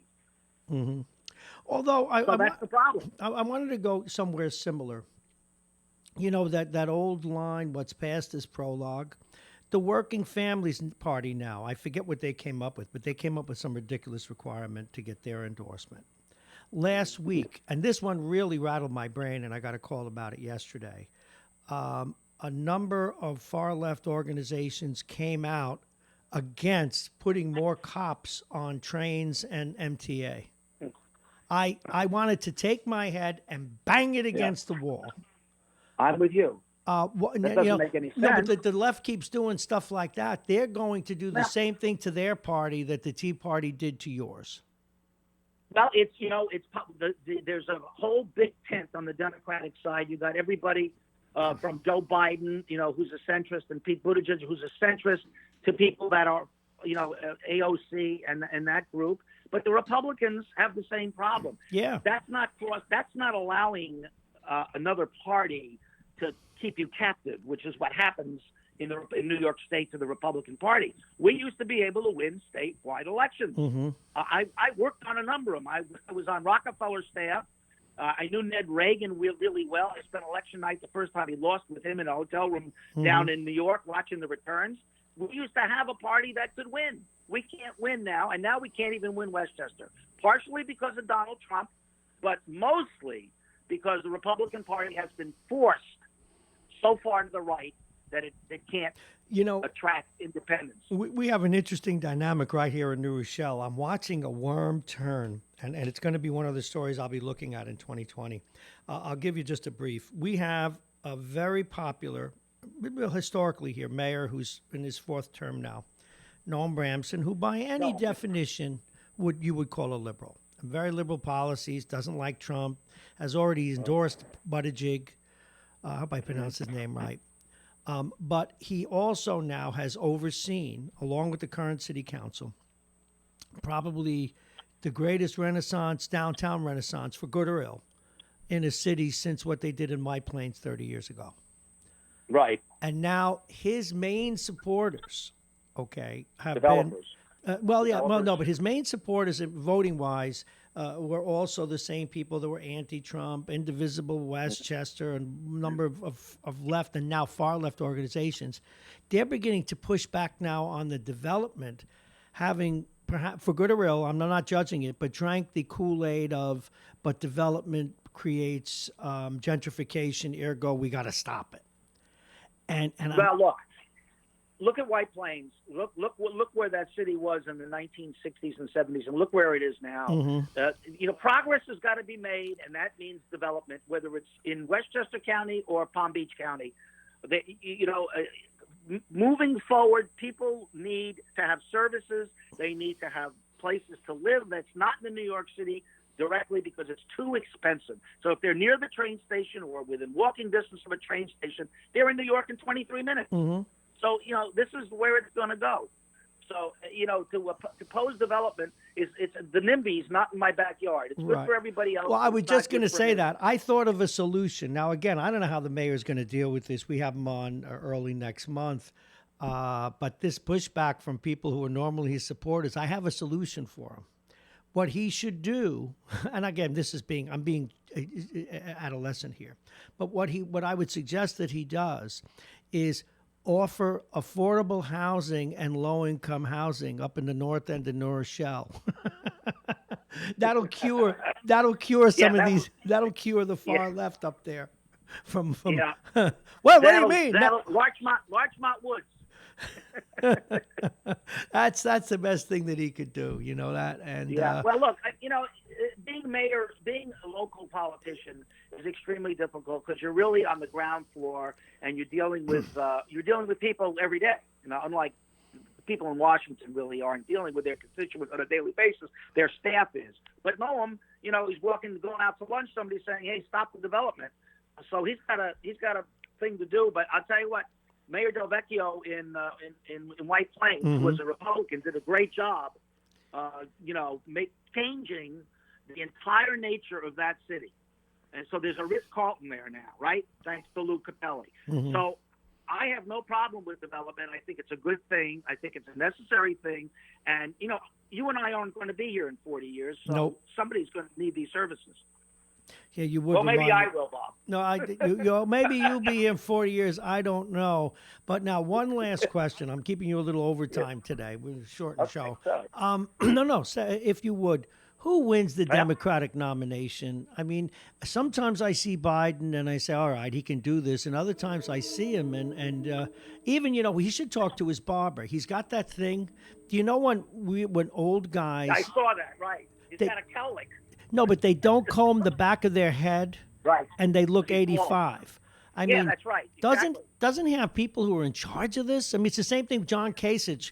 John Kasich, when he was running for the Republican nomination, and again, the example I've always used, Mike, is he looked like, when you were in high school and the teachers presented in a certain way, and then the shop guy came in with an ill-fitting sport jacket. That's Kasich and a bad haircut. Don't they get it? He had a faux hawk. He had a John. I don't know what that was. It wasn't a Middle American haircut. It was more like a Marine cut. Yeah, it just the nomination is going to go to Joe Biden unless something happens that I can't anticipate, because Iowa's going to be a toss-up. And let's say Mayor Pete wins. Okay, he wins Iowa. Warren or Sanders wins New Hampshire, but they're not that far apart. And then we go to South Carolina, and Joe Biden wins by 30 points. And then we go to Colorado, and then we go to Super Tuesday. So I think it's a first ballot nomination at the convention. I think it's Joe Biden. I'm reading liberal David Leonhardt. I'm reading liberal New York Times op-ed people that say, you know what? I'm thinking twice now. I didn't think Biden had it, but I saw him at the debate, and he's got it. Maybe not the way he used to have it, but don't forget, Bob, the comparison isn't going to be Joe Biden debating Mayor Pete. It's going to be Joe Biden debating Donald Trump if Trump shows up. Wow. Yeah. Well, I think, you still have a lot of people here betting against you that the president will not resign before he's voted out of office. That's well, you got to understand. There's about 6 months to the convention. He's got plenty of time to decide that it's in his business interest, in his financial interest, to get a pardon and leave. There are some things, I was reading where if he's acquitted by the Senate, he can't get a. Let me lock this line in. He cannot get a pardon. I forget what it is. I got to look into the details. Anyway, that phone means that it's time to let you go. But I want to thank you for your time today. Wish you a very Merry Christmas and a Happy Hanukkah. My best to you, and we'll talk to you next week. Okay, you got it. Okay, thanks a lot. Mike Edelman, everybody. As we move forward, it is 7:40. We've got a caller on the other line. Let's go to the other line. Good morning. You're on Radio Westchester. Hey, Bob. It's Mike Duffy here. Right on time. I know we ran a little bit late. I didn't want to interrupt Mike. So. No, but even though I should have, he was wrong about everything Well, he said. I wanted to get to that with you, but first I want to cover a couple of local things. But before we do a thing, Merry Christmas to you and yours, number one. You too. And I want to thank you for all your contributions to the program since we started up this wonderful enterprise. It is wonderful. You have been a gift, and thank you so much. And I appreciate that. That comes Bob. from right down here in my spleen. I got to tell you one thing: don't walk into a bar with that sweatshirt or sweater. Well, I'm trying to, it's Christmas. All right, now I'm going to see you did it. You did it. All right, copper. All right, let me finish it. All right, what do you think? I can't. I had to turn it off when I got on the phone, so I don't know what to do. Oh, that's right. I put on my Santa hat now. All right. Oh, okay. Have Merry Christmas. I don't know where to put the ball, but I know that sounds terrible. All righty. I want to go to a place I often go to with you. We've got another guy that they're looking for. Some guy's on the lam. There was a story today in News 12 about it. And, geez, I can't hear with this hat on. Hold on.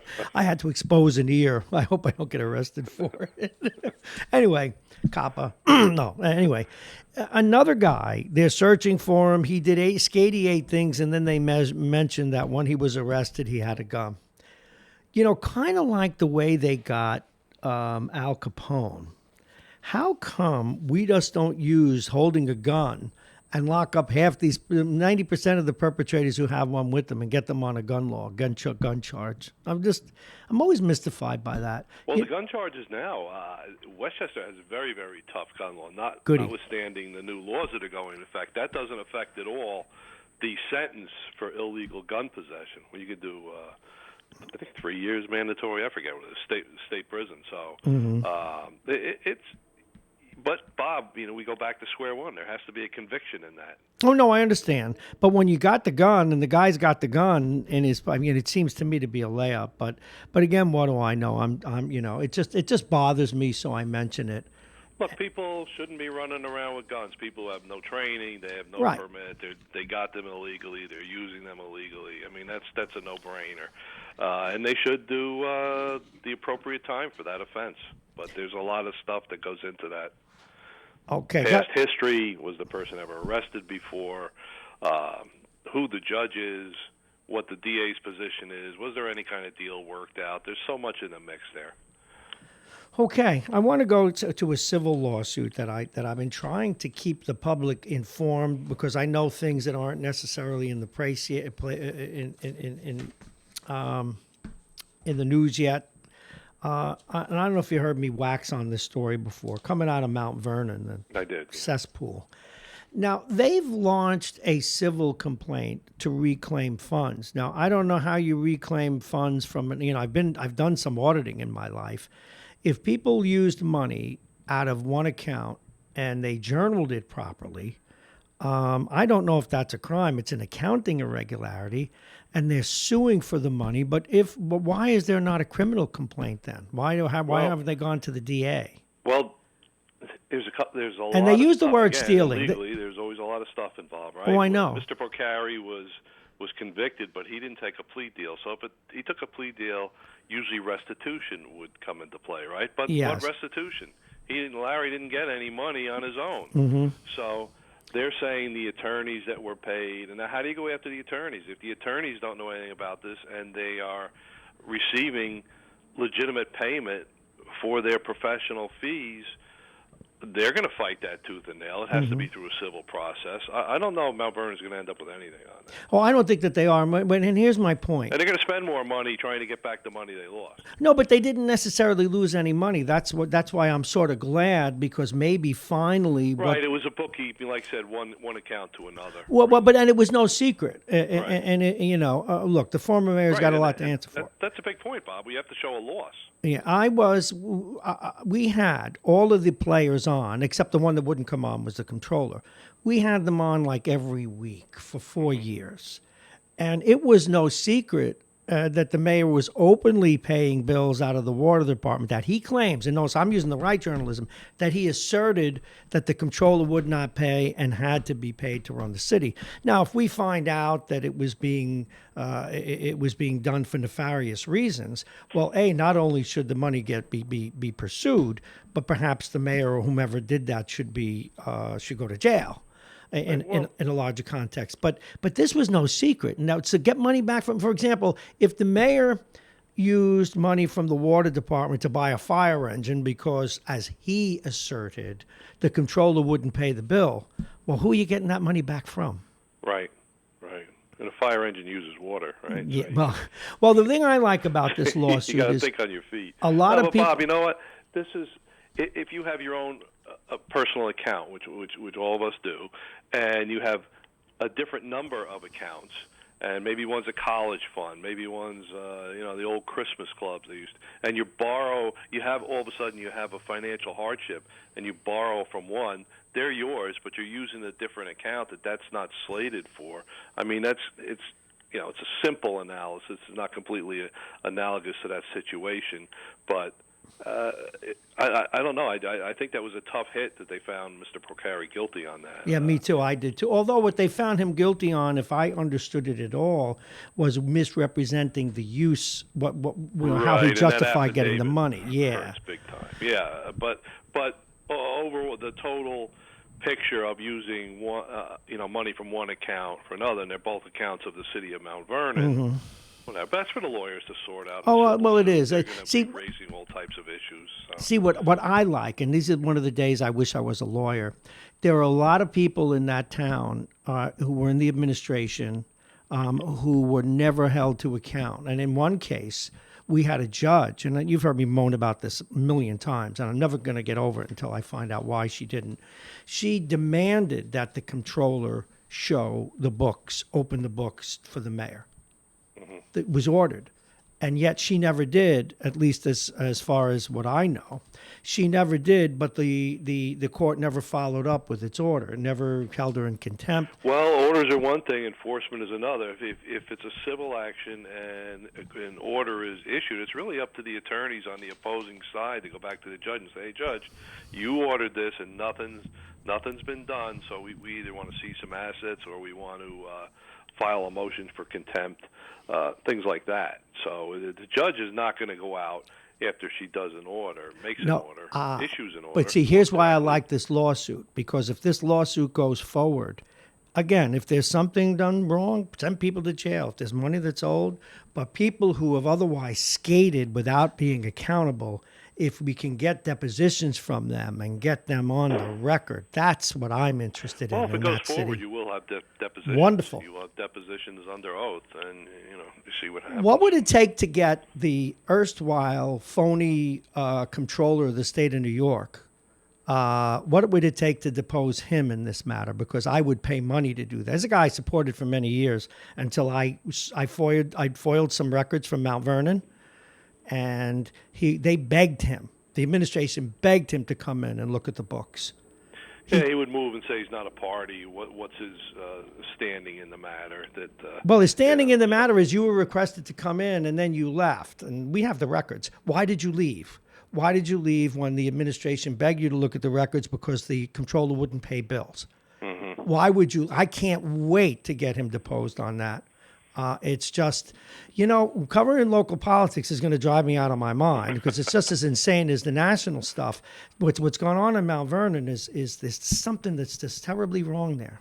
Terrible. Well, I'm not that familiar with Mount Vernon. I'm more familiar with White Plains and my own town, Mount Pleasant. But looking at the stories down there, it's horrendous. Somebody somewhere should have stepped in. The county stepped in with Memorial Field. They look like they're doing the right thing with that, even though there were problems with that as far as the money goes. But the state, looking at it as an outsider, I would say the state definitely should have stepped in Mount Vernon and done something. At the police department, with all those issues in the police department, the water department, the controller, you can't let a city go down the tubes like that. Well, they did, and that's why I'm upset. And again, I'm being a little unkind because I've always been a fan of the comptroller being a finance guy, and not a politician. Well, it's a Democratic city too, and look who the governor is. Well, but see, that's my problem because it was very clear that, at least to me, that the Democrats, when Richard Thomas, the former mayor, started sticking his nose in where they didn't want it to go.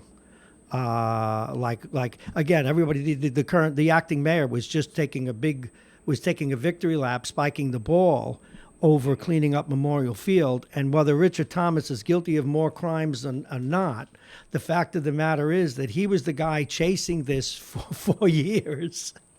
He dies in the process, and then the guy that picks up the ball and goes 3 extra yards gets to spike it. It's just This is something. Well, look, I'm going to say off the top of my head, there's something going on with that, with all the debris that was dumped there and everything. Well, I was involved in investigations, similar type investigations in the past, and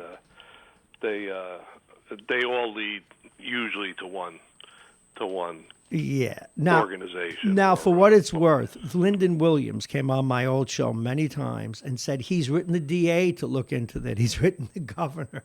He's written the attorney general, I believe. I'm not sure about that one. I know he's written the control. Nobody ever came in to help. And one former mayor said, well, I know I shook somebody's hand. That's all I remember. Mm-hmm. Well, people write the DA all the time, and they say this, and sometimes I know. there's no there.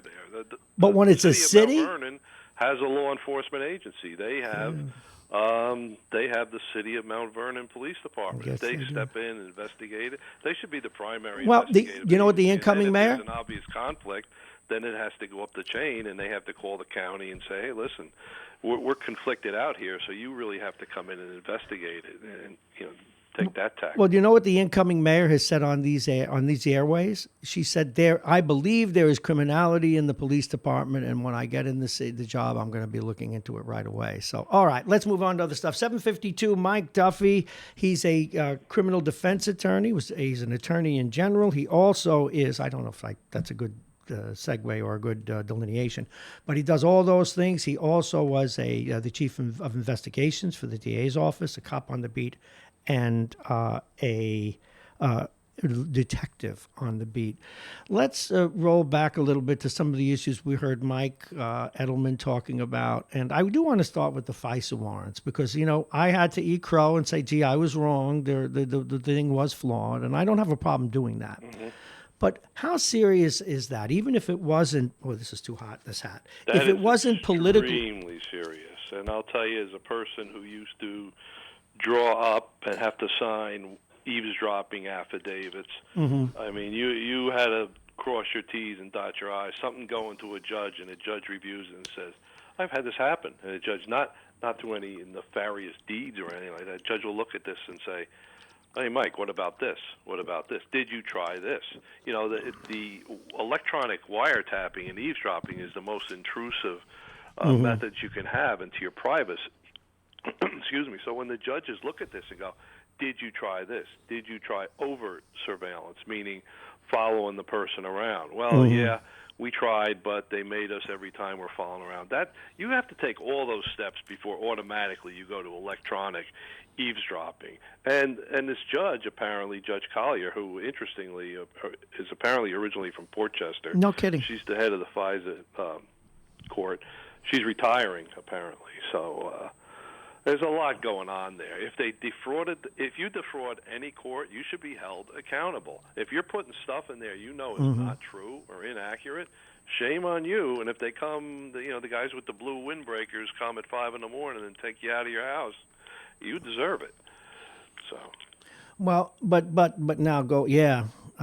What do you think will come of it? Do you think they'll tighten it up now that it's been exposed? I think they may look at trying to replace it with something else. I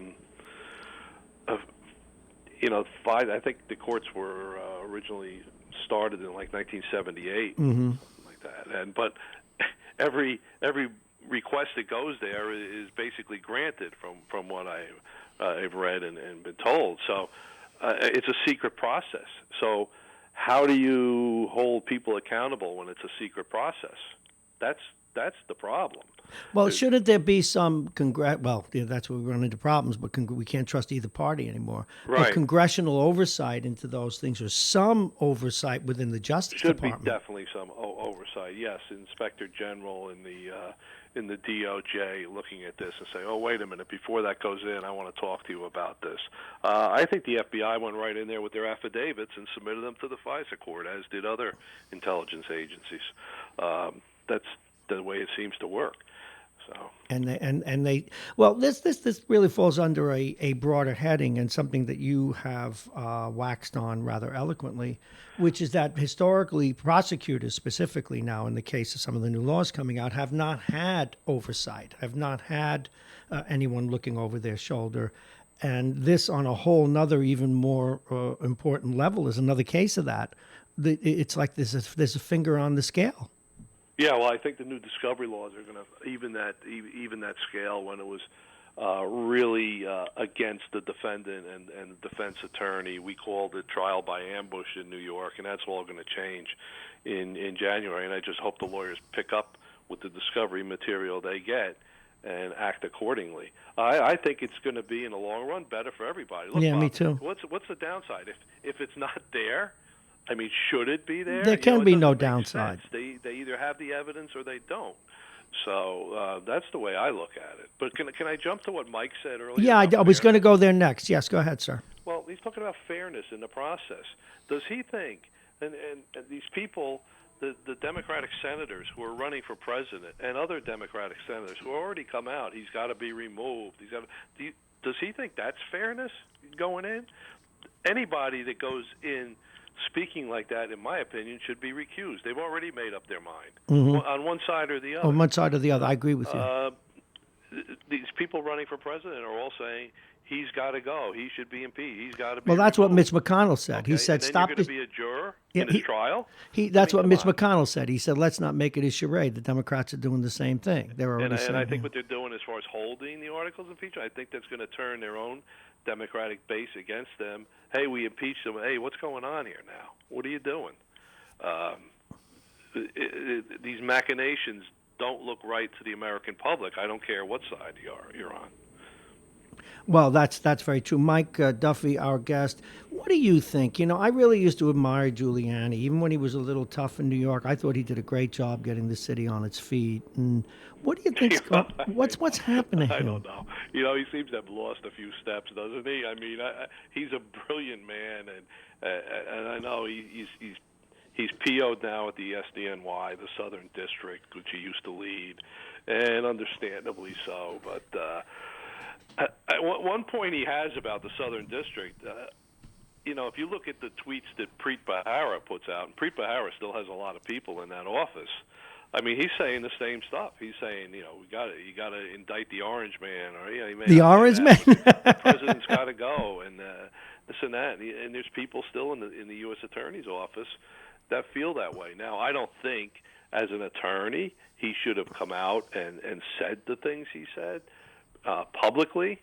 He can think them privately, obviously, and in meetings, in executive privilege type situations. But I don't know. I just don't think it's right for any attorney to go out there and start spouting off stuff like that if he's a party, if he's involved. Do you know, I've always felt that way. You know what bothered me? Speaking of guns, and it bothers me when Trump does it, and it bothers me when Mayor Bloomberg did it. Do you remember? I forget the player, the famous Jet player who shot himself in the leg. Plaxico Burress. Yeah, Plaxico Burress. Thank you. I couldn't remember. Yeah. And the mayor had him convicted publicly before he had any trial, et cetera, et cetera. And man, I think chief executives shouldn't do that. They have to stay. They can't.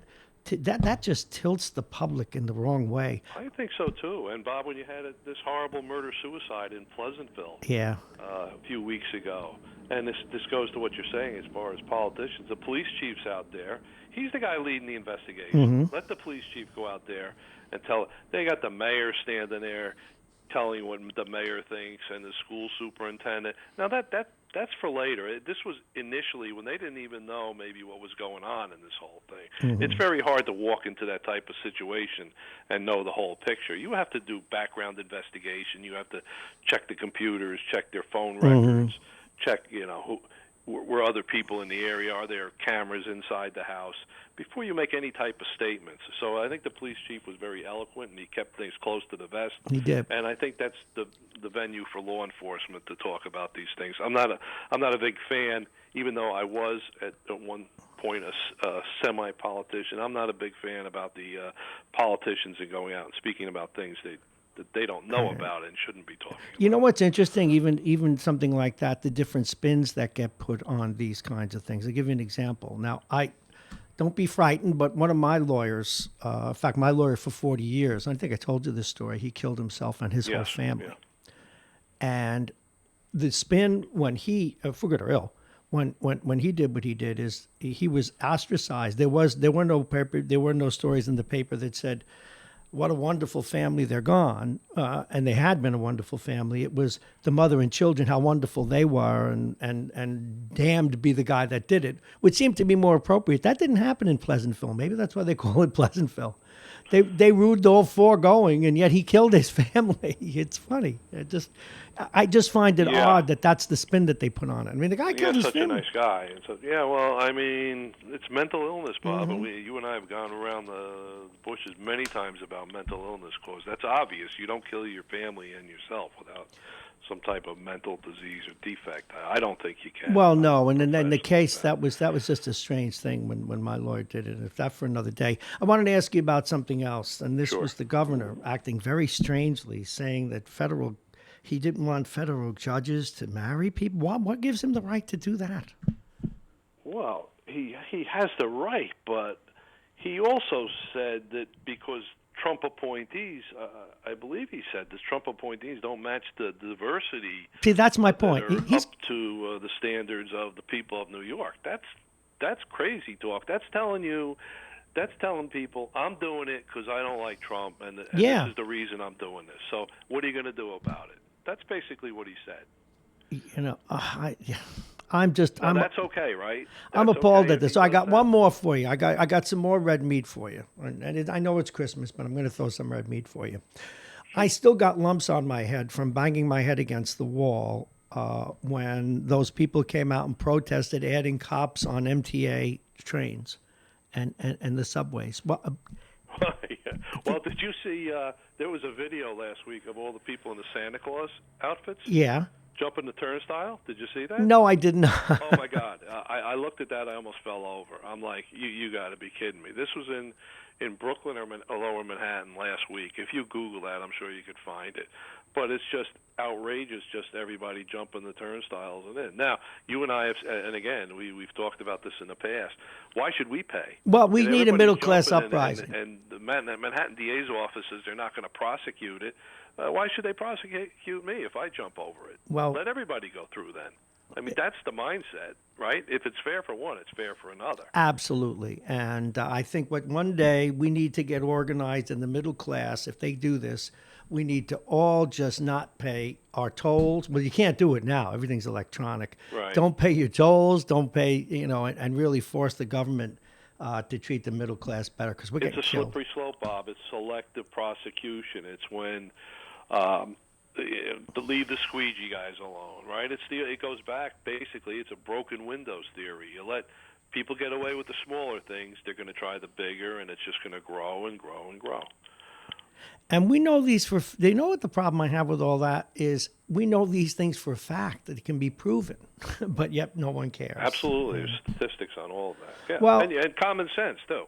Well, let's start with the nice. Let's end with the nice stuff. You got a real tree or an artificial tree?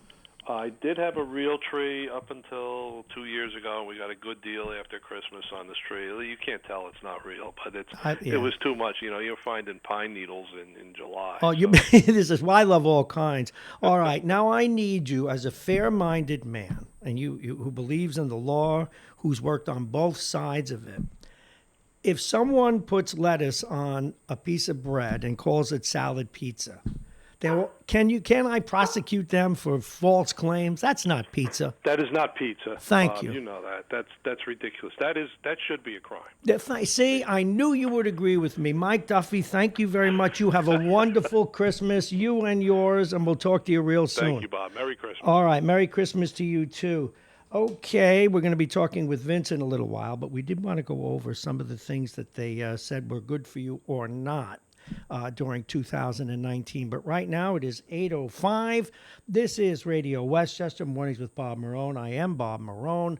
And as we look straight ahead, we've got some traffic no, not traffic yet. We're doing that the first of the year, but we do have weather to share with you. And the weather this morning is brought to you exclusively by United Hebrew of New Rochelle, voted one of America's best rehabilitation and senior care campuses. And it's right here in New Rochelle. Visit UHGC.com. It's 41 right now. It's going to get up to 48 degrees today. and we expect a beautiful sunny day. Tonight, things will chill a little bit, getting down about 37 or so, but still a very pleasant Christmas Eve. Tomorrow, Christmas Day, the temperature will be sunny, averaging out about 42 degrees.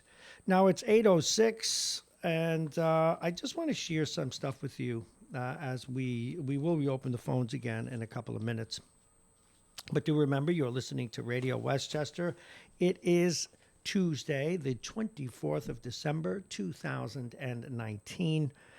Merry Christmas to one and all, and I dressed appropriately for it. And for those of you, it's the third day of Hanukkah. Happy Hanukkah to you, and may all of you enjoy your holiday.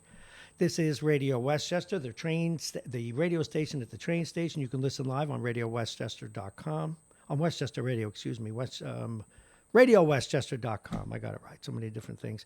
You can also listen on MyTuner Radio, iTunes. You can tell your Alexa, if I got it right, put on Radio Westchester, and we will pop up. We're also on Facebook, Instagram, YouTube, and Periscope. All righty. Some of the things they said were good for you in 2019. Napping. Boy, have I figured that one out, and it does work. It may boost your heart health, and that's the finding of researchers in Switzerland. So I'm not going to read the whole thing, but they said that napping was good for you. It releases stress from insufficient sleep, mostly. That's what I need it for. Eating mushrooms could lower your chances of developing memory problems in later life. This according to a study done among Chinese men and women. And they found that those who ate 2 5-ounce portions of mushrooms a week had a 43% lower risk of developing mild cognitive impairment. It's too late for me now. Having kids. Now, this is an interesting one. Makes you happier once they've grown up and moved out. Previous research has shown that earlier in life, people with children are less happy and more prone to depression than childless peers because they got a lot less sleep. They have more stress. They worry a lot. But a study of 55,000 Europeans found that parents were more likely to be happier when they got older. Well, it's great having kids. It's great having grandkids when they get old. It's very true.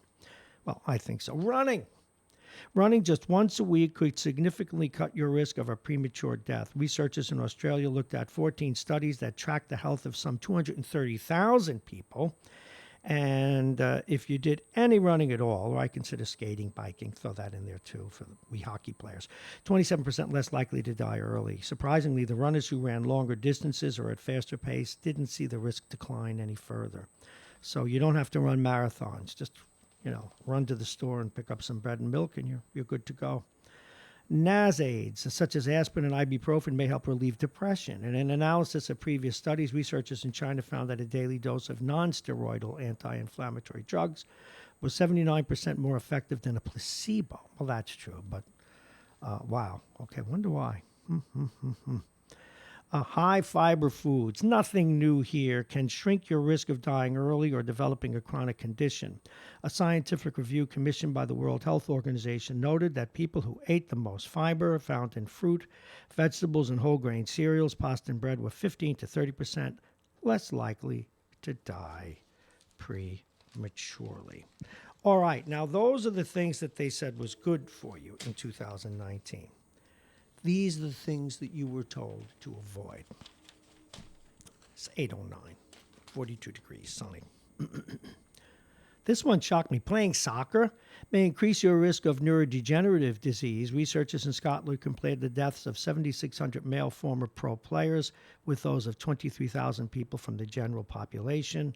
The ex-players had a longer life expectancy, but a 3.5 times higher risk of dying from diseases such as Alzheimer's and Parkinson. I guess from hitting the ball with your head. I guess it sounds a little silly, but yeah, it makes some sense. Now, here is the same answer, but with a different conclusion. Aspirin is listed as one of the things we're told to avoid, even though on the first stage we said you shouldn't avoid it. It could significantly raise the chance of dangerous bleeds in the gut and skull. A daily dose of the blood-thinning drug can help prevent heart attacks and strokes for those with existing cardiovascular issues, but a review by British scientists of 13 previous studies found that for people with no issues, the cons outweigh the pros. All right. We will get to that call in a moment. Okay. Unprocessed foods can shorten your life. Ultra-processed foods. We knew that. A French study found that every 10% increase in consumption of these foods, such as chicken nuggets, potato chips, I love potato chips, and ready-to-eat meals, was linked to a 14% higher risk of an early death. Getting a tattoo can put toxic metal fragments in your blood, friends. German scientists examined 12 new steel tattoo needles with high-powered microscope, and they said it could be putting metal into your system. Vaping, we already knew about. Doctor's coats. Wow. Mention it if you're going to the doctor today. Doctor's coats are often contaminated with dangerous bacteria and other pathogens. A review of previous studies found that up to 16% of the garments tested positive for MRSA and up to 42% for gram-negative rods, antibiotic-resistant bacteria, and that can cause skin and blood infections. And white meat. Now, they had said red meat, but now they're saying white meat may raise your cholesterol levels as much as red meat. That a study of 113 adults. That's not very big, but they say that it gave you as much trouble as that. All right, let's see. Blood test for Alzheimer's. All righty, let's see who's on the telephone. You can join the conversation, 914-222-3141. Good morning. You're on Radio Westchester. Hey, it's Mitchell. Hey, Mitchell. Happy Hanukkah. Merry Christmas. Were you pouring tea? Was that tea or coffee? What were you pouring? Coffee. What's on your mind?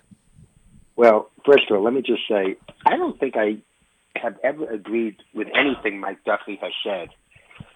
But on this, I have to totally agree with him about you walking into a bar with that sweater. But come on, look at this. Look at my red-nosed reindeer had a very shiny nose. Hello? Bob, I actually prefer not to look at it. Okay. The second thing, I was thinking, you're talking about Trump with both Mikes, I guess, and I was thinking about Saudi Arabia, and I got to tell you, that's a tough place to make a boss happy. I mean, here they pulled off the perfect execution, and the boss says, "Hey, we got to kill you." Yeah, that's. Said, but we did what you wanted us to do. He said, "Exactly, it was perfect what you did. That's why we have to kill you." Yeah, well, there's a book which I recommend. In fact, when I was on Wall Street, I used to read it at least once a year. The Prince by Machiavelli, and there's a chapter in there about this. You get a generally to do your dirty work, and then you kill him. Well, but to show that yeah. Yes, but the shame of this all is, whatever we want to think of Trump, with the impeachment, the problem is he's looking the other way with all these things. He's looking. We're in. You see what's going on in North Korea now. We have no allies to actually talk to South Korea to try to force them or encourage them to do something. Take a step back from the brink of war here. Trump thinks. Tom McDonald is he thinks he knows everything and he doesn't. And that's probably why he gets into his most problems. But we have like some very serious challenges that are affecting us, and we have nobody to deal with it. We have no experts anymore. We get rid of the experts, and I guess we're going to have to appoint Trump's son-in-law to deal with South Korea now because pretty much Trump's son-in-law. Why are you bringing him up and ruin my Christmas? My goodness. I think he's the Christmas gift that keeps giving. He's done a hell of a job with the Israel, hasn't he, and the Middle East crisis. But I got to say, I do disagree with the first Mike about that Trump is going to step down.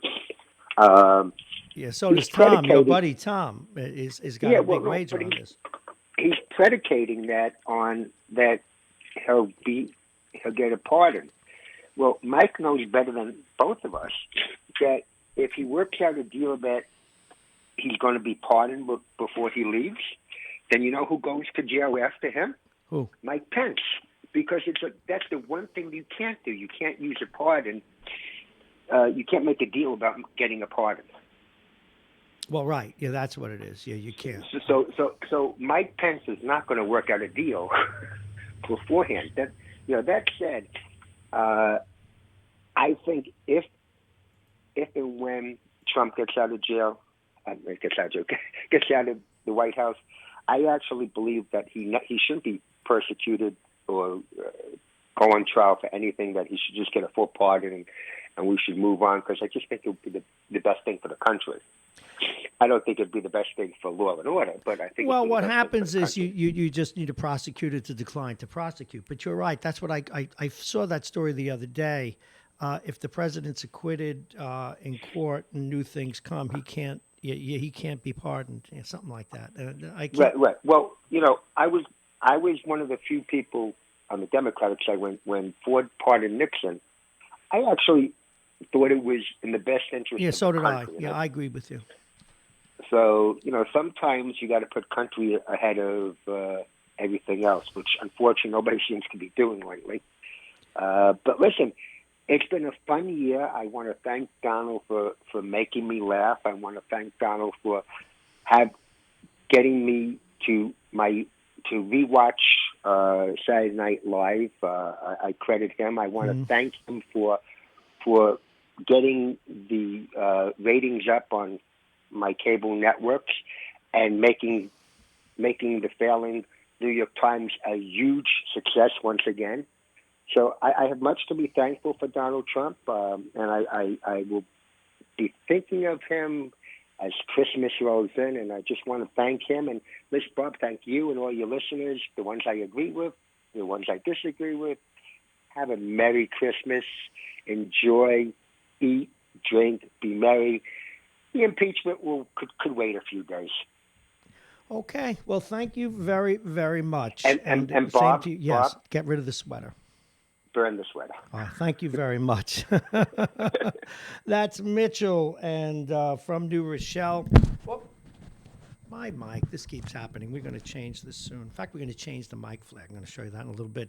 It is 8:18. This is Radio Westchester Mornings with Bob Marrone. I am Bob Marrone. 42 degrees, going to get up to maybe 46, about that today. But you'll have a very pleasant Christmas Eve. I know we're going to hear from, let's see who's on the line. Yeah, I believe my next guest is on the line, so we got to get to him. But we will. No, this is someone else.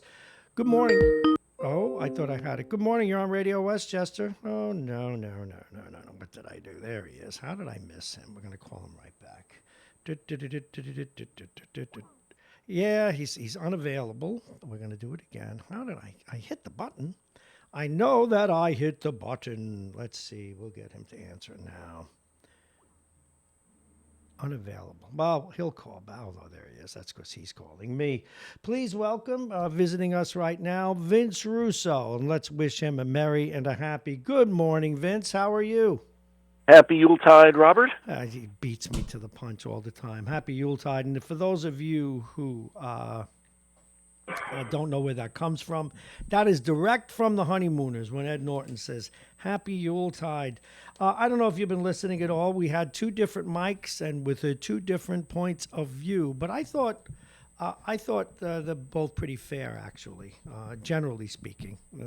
They disagreed on a little bit. What do you think about these FISA warrant stuff? I refresh my memory again. I wasn't listening. Oh, okay. Well, the FISA warrant process, the report that came out by Horowitz said that while there was no bias, clearly the feds had their finger on the scale, that they did not really pay attention to the processes that they should have followed. Perhaps overzealous prosecution may be a word that one might be used. You familiar with this at all? Do you hear about this? No, I'm not familiar with it specifically, but, there's always going to be some wiggle room no matter what you do. I mean, if, when people are involved in stuff, you could say such and such a person said this in the past and therefore they're biased. I don't know. I think, when it comes to Trump, I think there's overwhelming evidence that he actually did all this stuff, but that's just my take on it. Well, it boils down to, though, I agree with you, but people are concerned that a fair process is used in the pursuit of that. My answer always is, even in those instances, deny it. And people say, well, no, you still need a fair process. But anyway, that's one thing. Number two, I need you to weigh in about a debate that we often have on this show. Do you think that people putting lettuce on a piece of bread is pizza? No, I don't. I think it's silly. Well, I personally think it's silly, but hey, whatever floats your boat. I mean, people put all sorts of stuff on pizza, and it's an infamia. Pineapple and ham and such like that. But the worst, though, Bob, I got to tell you, my wife's sister and her daughter were visiting from California, and we had pizza. And the girl says to me, Uncle Vinny, got any ranch dressing? And I said, what? Ranch dressing? Why would you want ranch dressing? And she says, for the pizza. And I said, you put ranch dressing on pizza? She says, oh, yeah, it's real good. I said, not in this house, you don't. How old is this young lady? Oh, she's in her mid-30s. She's not a kid. Well, she should be. There should be. See, this is why in many cases there should be summary executions. You can't put ranch dressing on. I don't understand what the law is of ranch dressing anyway. It smells terrible. She was born in California, so you know. Oh, there you take go. It from there. Yeah. Well, it's like when my brother-in-law, when his fiancée was here, when we all were living in Brooklyn, and Mary's brother was deployed overseas. So we were sitting around the dinner table one Sunday, and my mother-in-law had made, stuffed artichokes. And so the fiancée looks, and she says, oh, man, artichokes. She says, I love artichokes. She said, where's the mayonnaise? And, the whole table just stopped and looked at her God. Are you crazy? Do you know what's not as insane? By the way, speaking of that kind of thing, there are people that put that put mustard on French fries. But that actually makes sense when you think about it. You put mustard on a knish, right? Yeah, and on pretzels. Yeah, and on pretzels. So it's not so crazy. Although I got the other night at the hockey rink, I got a fat pretzel with salt on it. Yeah. And, oh, man, there was so much salt, I had to scrape it off. It was just too much. Yeah, I know. It's ridiculous. Did I tell you about the weird injury I had? And no one could figure it out, and it's better now, 90% better. I didn't tell you, did I? No. I woke up. I played a hockey game. Didn't take any unusually hard hits, although I had a lot of battles in the face-off circle. There were a lot of face-offs in the game, just the way it turned out. And I do take face-offs. And there was some stick whacking, the usual nonsense. No pain after the game, other than the usual for a 69-year-old feeling like I was going to die. But that said, went to bed, woke up.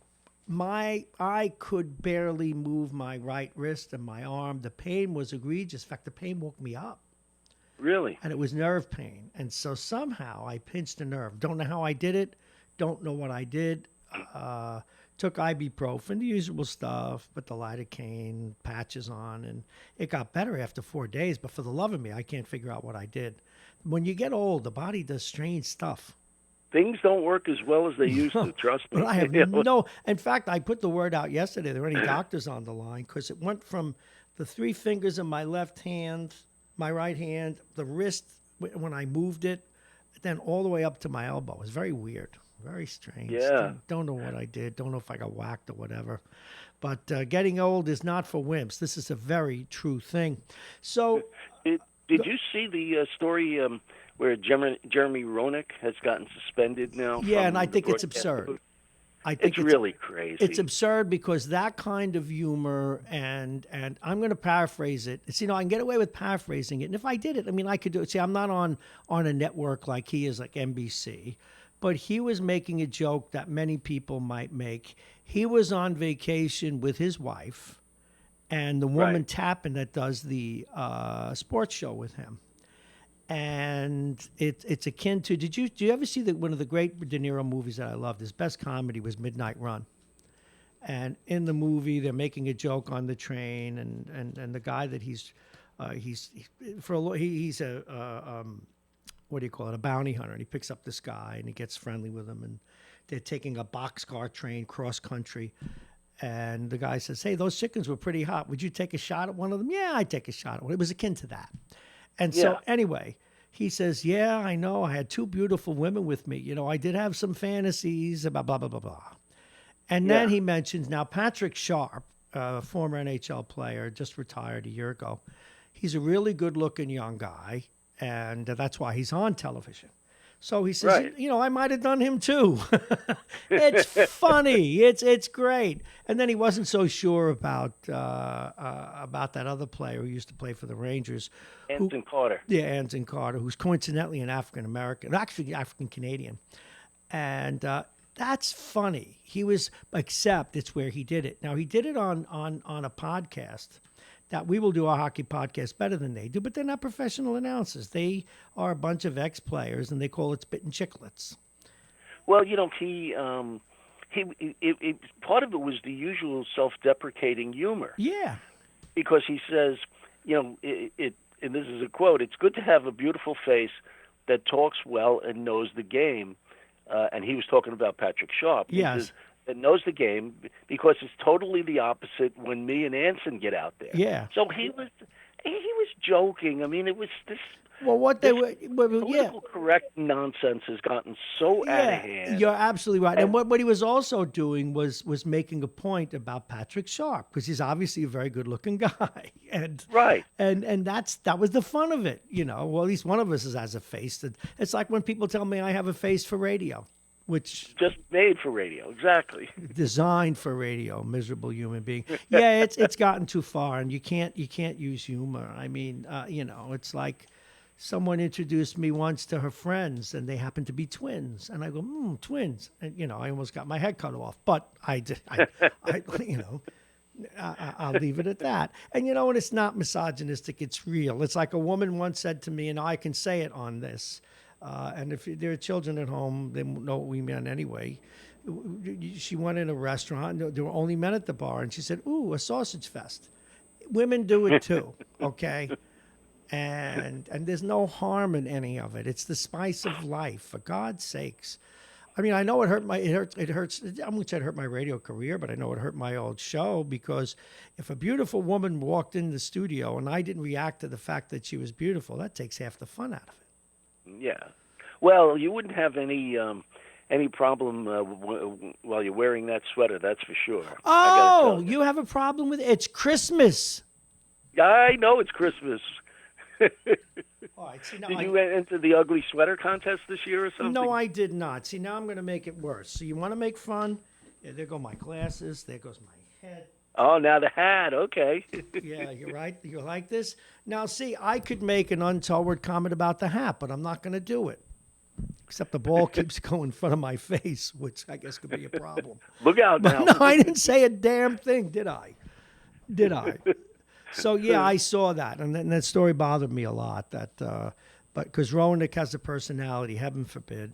But, you know, that's what it's become. You can't, I mean, do you know that really good comedians don't even want to go to, they don't want to go on tour anymore in colleges. They might offend someone. Hey, listen, I got one for you. I was doing all these things that happened this year and that are coming up. But listen to this. This is in the Week magazine, one of the things I use for show prep. Carnivores. Bad week for carnivores. Now, I hope you're listening, especially for those of you who may be having ham tonight. After 2 inspectors from the Federal Food Safety and Inspection Service, they had to file a whistleblower complaint. Now, you ready for this? Mm-hmm. That under new, looser inspection rules, people don't want regulations, right? The nation's pork will soon be contaminated with feces, toenails. This one will excite you. Sex organs. Whose toenails? The pigs. Oh, okay. Sex organs. Oh, my God. Bladders. Bladders. Well, what do you think is in frankfurters? You know, all beef frankfurters. the cow is all beef from the tip of his nose to the tip of his tail. Yeah, no, I know that, but but we sort of accept that with hot dogs. You kind of know what you're getting. But now this is inspectors. The nation's pork will soon have feces, toenails, sex organs, bladders, and hair. Just thought you'd want to know. Just thought you'd want to. Hey, while I got you before, did you know there was some people passed away this year that I didn't know? I was doing the usual prepare for the end of the year stuff. Frank Robinson died. I didn't realize that, the great ball player. I don't know how I missed some of this stuff. Where was I? John Havlicek, Bart Starr. Were you aware of these? Did you? Yeah, I heard of Frank Robinson. Bart Starr I was not aware of. Yeah, and John Havlicek, the former great Boston Celtic. Yeah. I was not aware of some of this. It's just really strange. And let's see, from politics. You saw that when Scott Kleindendorf was killed in an industrial accident. Yeah, geez, he got pulled into like a wood chipper or something. Was not good. John Paul Stevens died, but what I didn't know, he was 99. How long did he stay on the court? Till he was like 90, for God's sakes? Yeah, forever. He isn't gone that long. So that one surprised me. I'm trying to look at some of these others. I didn't realize Robert Morgenthau was 99. Let's see, actors. Let me just check this out, see if you knew this. It's just kind of like a test for you. John Singleton, that's sad. He made a really great movie, Boys in the Hood, died at only 51. Yikes.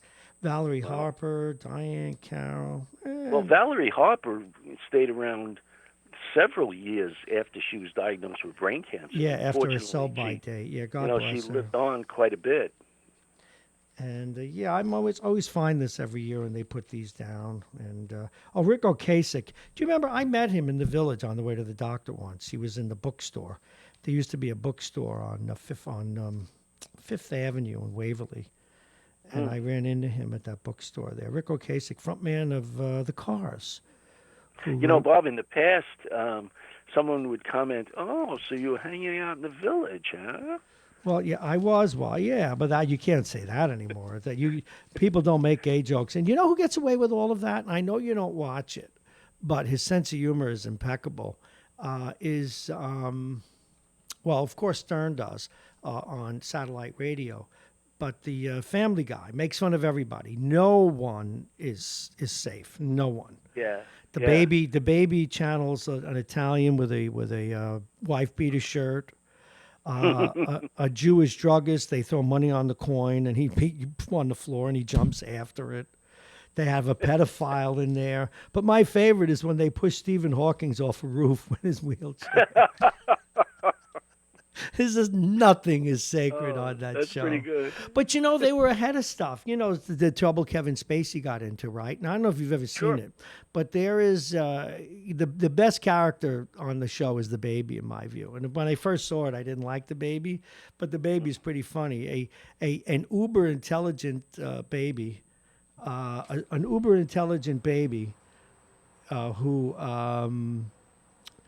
who comments on life. But anyway, the baby's running through Grand Central Station and in a diaper, and someone says, "What are you doing? What are you running with?" "Kevin Spacey's chasing me." Now, he did that 5 years ago.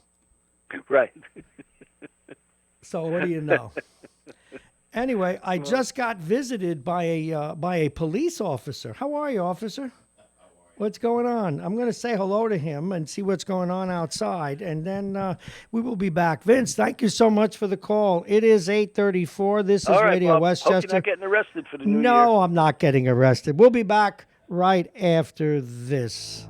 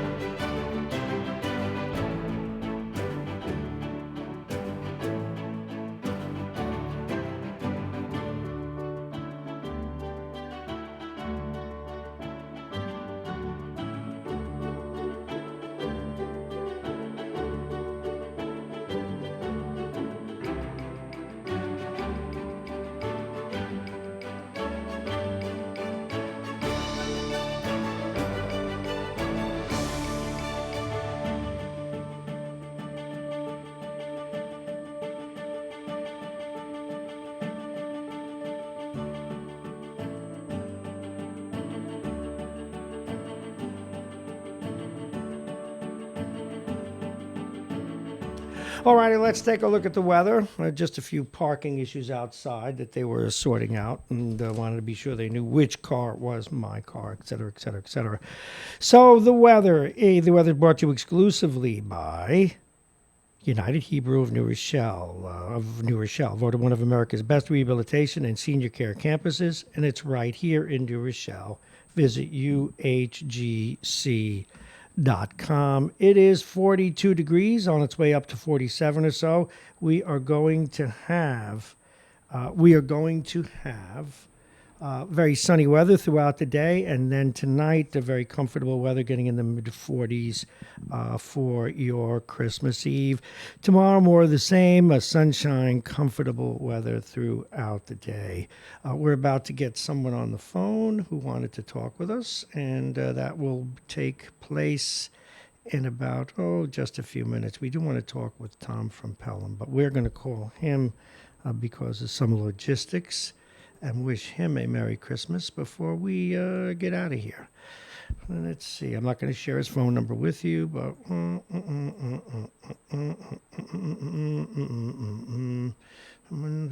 me see if I got it right. Nope. Got one of them wrong. Well, no, I did get it right, didn't I? All right. All righty. Should be ringing. Thomas, are you there? No, he's not. All right, we'll see if he picks up. No, maybe I dialed the wrong number. It appears that I did. So, all righty, let me try this one more time, and hopefully I will get it right. I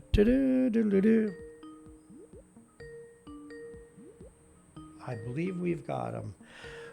Good morning. You are on. Come on, phones. Good morning. You're on Radio Westchester. Hey, Bob, you weren't boofing right. I know. I wasn't boofing right, Norton. See, now that's good. I didn't realize you were a Honeymooner fan. Oh, big time. A little rusty. I haven't watched them in a long time, but my God, I've seen so many episodes so many times. I don't know. I know them pretty well. What's your favorite one? Ooh. God, you know what? There's so many great ones. But the first one that pops to mind is the one where they're on the train, you know? Oh, you're not boofing right, Norton. Yeah, so I was trying to call train handcuffed together, right? Yeah, and his hat is hot. The other one is where... what was Ralph when Ralph was stuck in between the two pipes? And they don't play that one a lot. Yeah, I like that one. Turn it towards the wall. Which wall? There are 4 walls. Right. Well, my two favorites. Hey, go ahead. I'm sorry. Mind if I smoke, Ralph? I don't care if you burn. Yeah. I like the one. What a great shit. And Sarah will be glad to see. I like the one when Ralph goes bowling, but his back goes out. And then he's taking his temperature, and he goes, "Ralph, what would you say is when he's looking at the thermometer with a match under it?" And he says, "Ralph, what would you say is a normal temperature? 98, 99. What would you say is a bad temperature? 101, 102? 111. What is it? 111." Yeah, that was great. That was really great.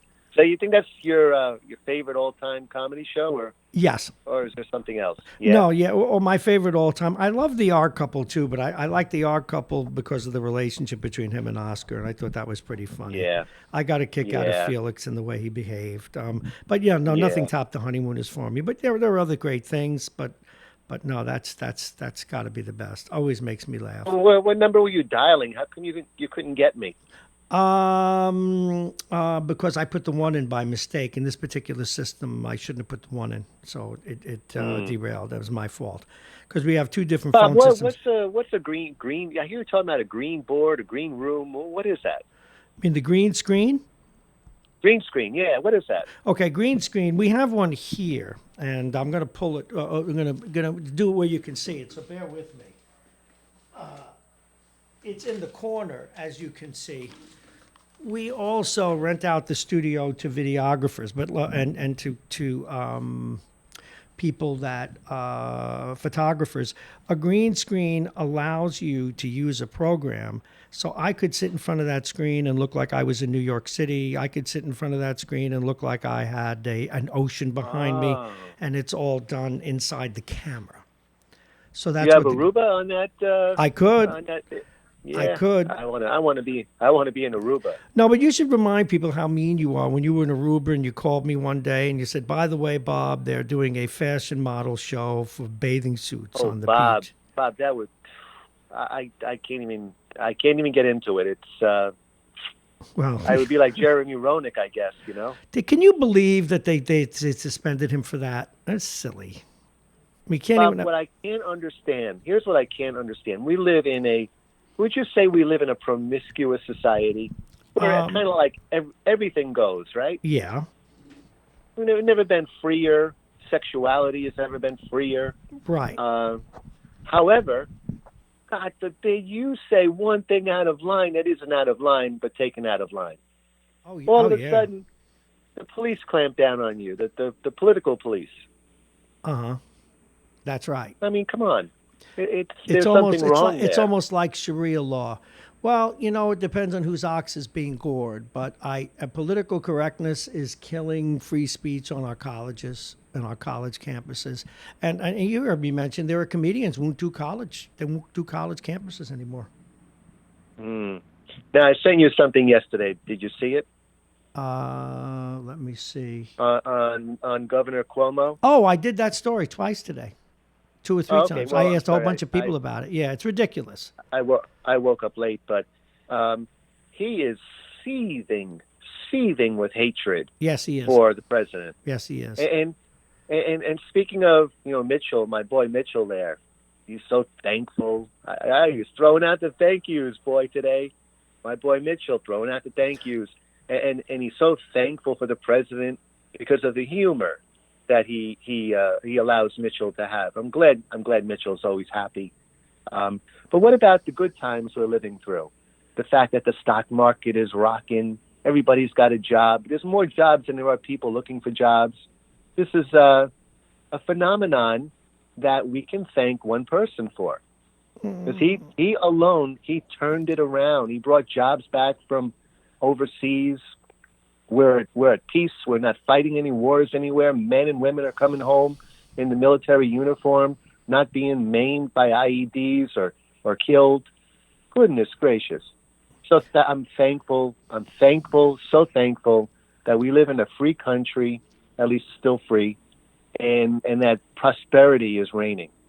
We're going to go into the roaring 20s, Bob. It's going to be 2020 soon, the roaring 20s. Do you know you are going to give Mitchell a freaking headache?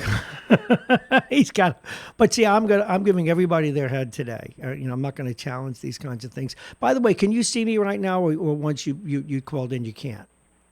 No, because I've got you now on a different feed where I'm just listening to you. Oh, because okay. Well, that's fine. After all, I mean, you self-admitted that you have a face for radio, right? Well, I do have a face for radio, but I thought you would like my Rudolph the Red-Nosed Reindeer sweatshirt. Yeah. I thought you would. But all your shows can be rerun with video, right? Yes.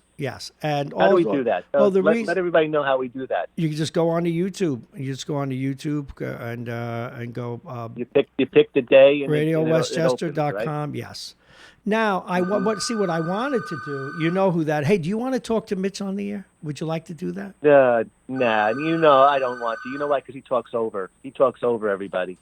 Okay. It wouldn't be a conversation. Well, then he's just going to have to wait till you're done. Yeah, that's what but I always I never do that to people. So. But anyway, the point is we have we made some new mic flags, and I want to see if people like them better than this one that I have. I'm going to showcase. Don't give me short shrift now because he's on hold. Let him wait. He had his time. He is waiting. Yeah, he's on hold. Don't you even worry about it. He can wait till the 10 o'clock hour. What happened to your Isles last night? You got to admit, Tortorella's squeezing every last ounce out of that team. I don't know how they function after losing their 4 best players in one day. I was so upset watching that game. Bob, why don't they shoot the puck when they're losing and they pull the goalie? They got to pass and give it away. Shoot the puck at the net. Yeah, I kind of agree with you. You got to put it on the net. You got to put the puck on the net. And well, a lot of it depends on who the goalie is and what the scouting report is. Sometimes they get into this thing where they want to go side to side because goalies aren't good going side to side. So instead of shooting, they try and make those cross-ice passes so the goalie has to flip to the other side of the net. But I think they overanalyze that stuff. Good things happen when you put the puck on the net. I mean, I realize you have to have a shooting lane because you just can't shoot and hit the other guy. But really, in a minute and a half, they couldn't fire one shot towards the goal with the goalie pulled. Go figure. How did you see Clutterbuck's injury? No, I did not. I was watching the game. I don't know how the skate severed his wrist when both he and the guy that checked him were upright, and I don't know how he had a pretty serious injury. He required surgery to his tendon. Yeah, well, every once in a while, you get knocked down and you don't realize it, but your skates came all the way up. It's just physics, especially if you go down head first, your legs are the last thing to land. And, like the other night, in pregame, I was going into a corner and I hit a bad patch and I went just to get the puck during the pregame warm-up, and I went sailing into the boards, and the people behind the glass saw my skates. I wouldn't get hurt or anything, but what happens if you fall a certain way, your skates come up, and so that's usually how that happens, almost always. I don't know if you've ever seen that. It's frightening when the guy's jugular got cut on Florida several years ago. It's on YouTube. Man. The worst one was. The first one was the goalie. Was that that poor guy. I think there was a 30-30 on that guy. There was some kind of I had him on. Some kind of. Oh yeah. He I can't remember the guy's name. It's Malarchuk. Yeah, Clint Malarchuk. Yeah. The poor guy. He I think several years later, a similar injury occurred to a goalie, and he was watching the game. And I think that set him off. The poor guy suffers from depression. He tried to kill himself. Yeah, we had him on. Well, there were other things. He admits that it wasn't just that. I mean, we had him on the show about, I want to say 2 years ago. And he talked about it a little bit. And he was a little bit of a perfectionist. He got too involved with painkillers and stuff. But he's okay now, and he's on the speaking tour, and he's doing fine. But I actually thought the worst one was the Florida guy, and he got cut exactly the way I'm explaining. A guy got knocked down, and his skate cut his jugular. And the trail from where he got cut, just go on YouTube and say, Florida player, hockey player gets cut, neck cut. It's pretty scary. But that's why they have these doctors there, and they applied pressure, and he was fine. But, not that night. But how did Jake do last week?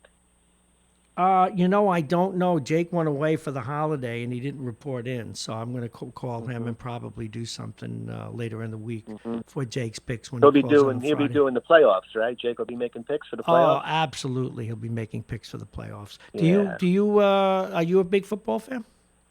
Oh yeah. Bob, I got the greatest thing this year at the advice of a friend of mine. I signed up for a subscription to the Red Zone. And I have to tell you, when I'm not working real estate on a Sunday during the football season, I am glued to this thing because you don't see commercials. You just see from one game to the next, to the next, to the next. It's like watching every game, but they're doing all the shifting for you, They're moving in and out of one game into another game, and if something's happening on two games, they give you a split screen. It is just amazing. Well, you know what I was looking at the other night? Actually, I think I texted you too. I was over in Modern, got a meatball here, and I was watching the NHL channel. And what bothered me is they didn't have one game consistent, kept switching back and forth to like 7 games. I wanted to throw something at the TV. I was trying to watch the Islander game. And so I find that useless, except, for hockey anyway, unless you're a gambler. Yeah, but it's not the football. And plus, if you put a few bucks on the game, it's really that's it. Yeah, I didn't know. I used to be a football fan when I was younger. Left it. Eli Manning brought me back to the game, so I watch a little bit of it now. But again, when you've got grandkids and kids, you've been down that road. And then I played in this Sunday hockey league forever It kind of took me away from the game. All right, then. Yeah. Thank you very much. Merry Christmas to you and Well, your listen, family. let me just set this up there for the people who are listening and watching. The Go ahead. next caller is going to come on, and he's going to be derogatory about the president, and he's going to lose his happiness edge. And I didn't really mean to have that happen to him. I just wanted to point out that, besides the humor, and you have to admit, the president is a humorous guy, right? He is funny. And he's funny. He's done a great job. It's undeniable. Here's one thing. Mitchell I'm not going to argue with anybody today. I promise myself I won't. But go ahead. You could argue. No, not today. Bob, Mitchell told me that when a new president takes over from his predecessor, the first year, whatever happens the first year, the new guy had nothing to do with. It was all carryover from the last. Well, you guy. do have carryover. I mean, people acted like Obama had nothing to do with bringing the stock market back from 6,000 to 23, and they it wasn't him. Right. And then when So Trump did it, they said he did it. We got to be fair. We can give him credit for part of the good times that we're experiencing. But now it's been 2+ years of Donald J. Trump, and things have gotten better. Well, some things have gotten better, but again, I promised myself I'm not going to argue today. Listen, I'm going to get to that last call. Thomas, Merry Christmas, and thank you so much. That's Tom from Pelham, and let's pot up our next guest. Good morning, Mitchell. Bob, I was very remiss this morning. I wished many very happy Merry Christmas, but let me wish, I totally neglected, and I apologize for not wishing one of my good friends and who always makes my point, Tom from Pelham. Tom, Merry Christmas. I hope you and your family have a wonderful Christmas dinner tonight, Christmas day tomorrow, and I hope you get all the gifts that you are looking for. But I want to thank you so much for showing the world that facts just don't mean anything to you. And Tom, I will share this with you. I know you're not much on looking at facts or reading papers or listening to news, but let me just share this one gift with you. As far as us not fighting any wars, I realize, you try to put the bad things out of your mind, or you just don't read about it. But there's a little war going on in a country called Afghanistan. You may have heard about it. We've been there for about 19 years now. Now, I understand facts don't matter to you, and you want to make your boy Trump look as good as possible. So, like Bob, I'm not going to argue with you. I just want to thank you for demonstrating once again how wrong you are. Bob, yes. Bob, yeah, I'm here. Here. You can't hear. Thank you so much for having Tom on and proving my point. And Tom, thank you for proving my point better than I could have ever done. Wish you both guys a very, very happy Christmas. And again, enjoy, eat, drink, and get all those gifts and give all the gifts you can. Well, thank you very much for the call twice today. We've been blessed. Thank you so much, Anthony. And I want to thank the callers today. Anthony, Tom, of course, Mitchell. All right, let's take care of some business before we go. First of all, we need to share the weather with you again. The bottom of the hour, no, we need to do this. The bottom of the hour is brought to you by the United Hebrew of New Rochelle, a top-rated campus of senior care. Visit uhdc.com. Aging Issues Management, the law firm of Pena & Khan. Plug-in Virtual Reality, and Dominic's Fine Cigars. Dominic's Fine Cigars, licensed retailer with a big selection, including Arturo Fuente, Padrones, and more. Dominic's Fine Cigars, located at 204 Boston Post Road in Larchmont. Open 7 days. And now the weather, and it is brought to you exclusively by United Hebrew of New Rochelle, voted one of America's best rehabilitation and senior care campuses, and it's right here in New Rochelle. Visit uhgc.com.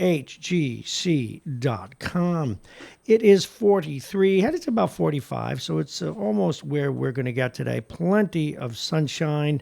The wind out of the northwest, 5 to 10 miles an hour. Tonight, for your Christmas Eve, a few clouds, but mostly clear. The temperature will be 27, the wind out of the north at 5 to 10. Tomorrow, Christmas Day, no snow, but mostly sunny skies. The temperature will be 43. The wind will be out of the south, 5 miles per hour. Thursday, day after Christmas, mostly cloudy, though, a high of 43. Friday, mostly cloudy with a few light showers or sprinkles. The high will be 41 degrees. Now, I wanted to share with you before we went to today some of the things that you need to keep in mind, what's open, what's not tomorrow. As we look at Christmas, city, state, federal offices will be closed tomorrow. Social Security offices closed Christmas Eve as well and Christmas Day. However, if you were due for your pay from Social Security tomorrow, you actually will get it today. So I know you got Christmas bills to pay. Post offices, UPS, and FedEx stores will be closed tomorrow, but they will be busy as a Mad Hatter today. Regular mail will not be delivered tomorrow, although some post offices may close early today. Libraries will be closed. Most banks will be closed Christmas Day. Those that will be open Christmas Eve include TD Bank, Bank of America, Citibank, Capital One, and Wells Fargo. There will be no trash or recycling pickup tomorrow. If Wednesday is your usual trash day, put your garbage out after 4 p.m. for pickup Thursday. The New York Stock Exchange and NASDAQ will close early today at 1 o'clock on Christmas Eve. Both will reopen Thursday.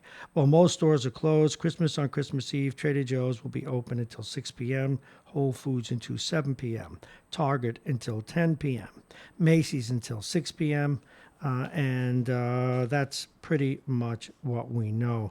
Now, please be careful driving. They tell us 115.6 million people will be driving between today and the end of next week. In fact, those numbers have already started. And last-minute shoppers have been out in full force, dropping a record-smashing $34.4 billion on so-called Super Saturday this past Saturday alone. Spending online and in stores on Saturday before Christmas was 8% greater than last year. So that's pretty much it for today. It is 8:57. I'm Bob Marrone. I want to thank our guests today, Mike Edelman, Mike Duffy. It was a Mike show, Vincent Russo, and, of course, our guests. And we're going to see you all tomorrow. Well, we're still working on that, but we'll certainly see you for the rest of the week. This is the one, the only Radio Westchester, the radio station at the train station. We'll see you.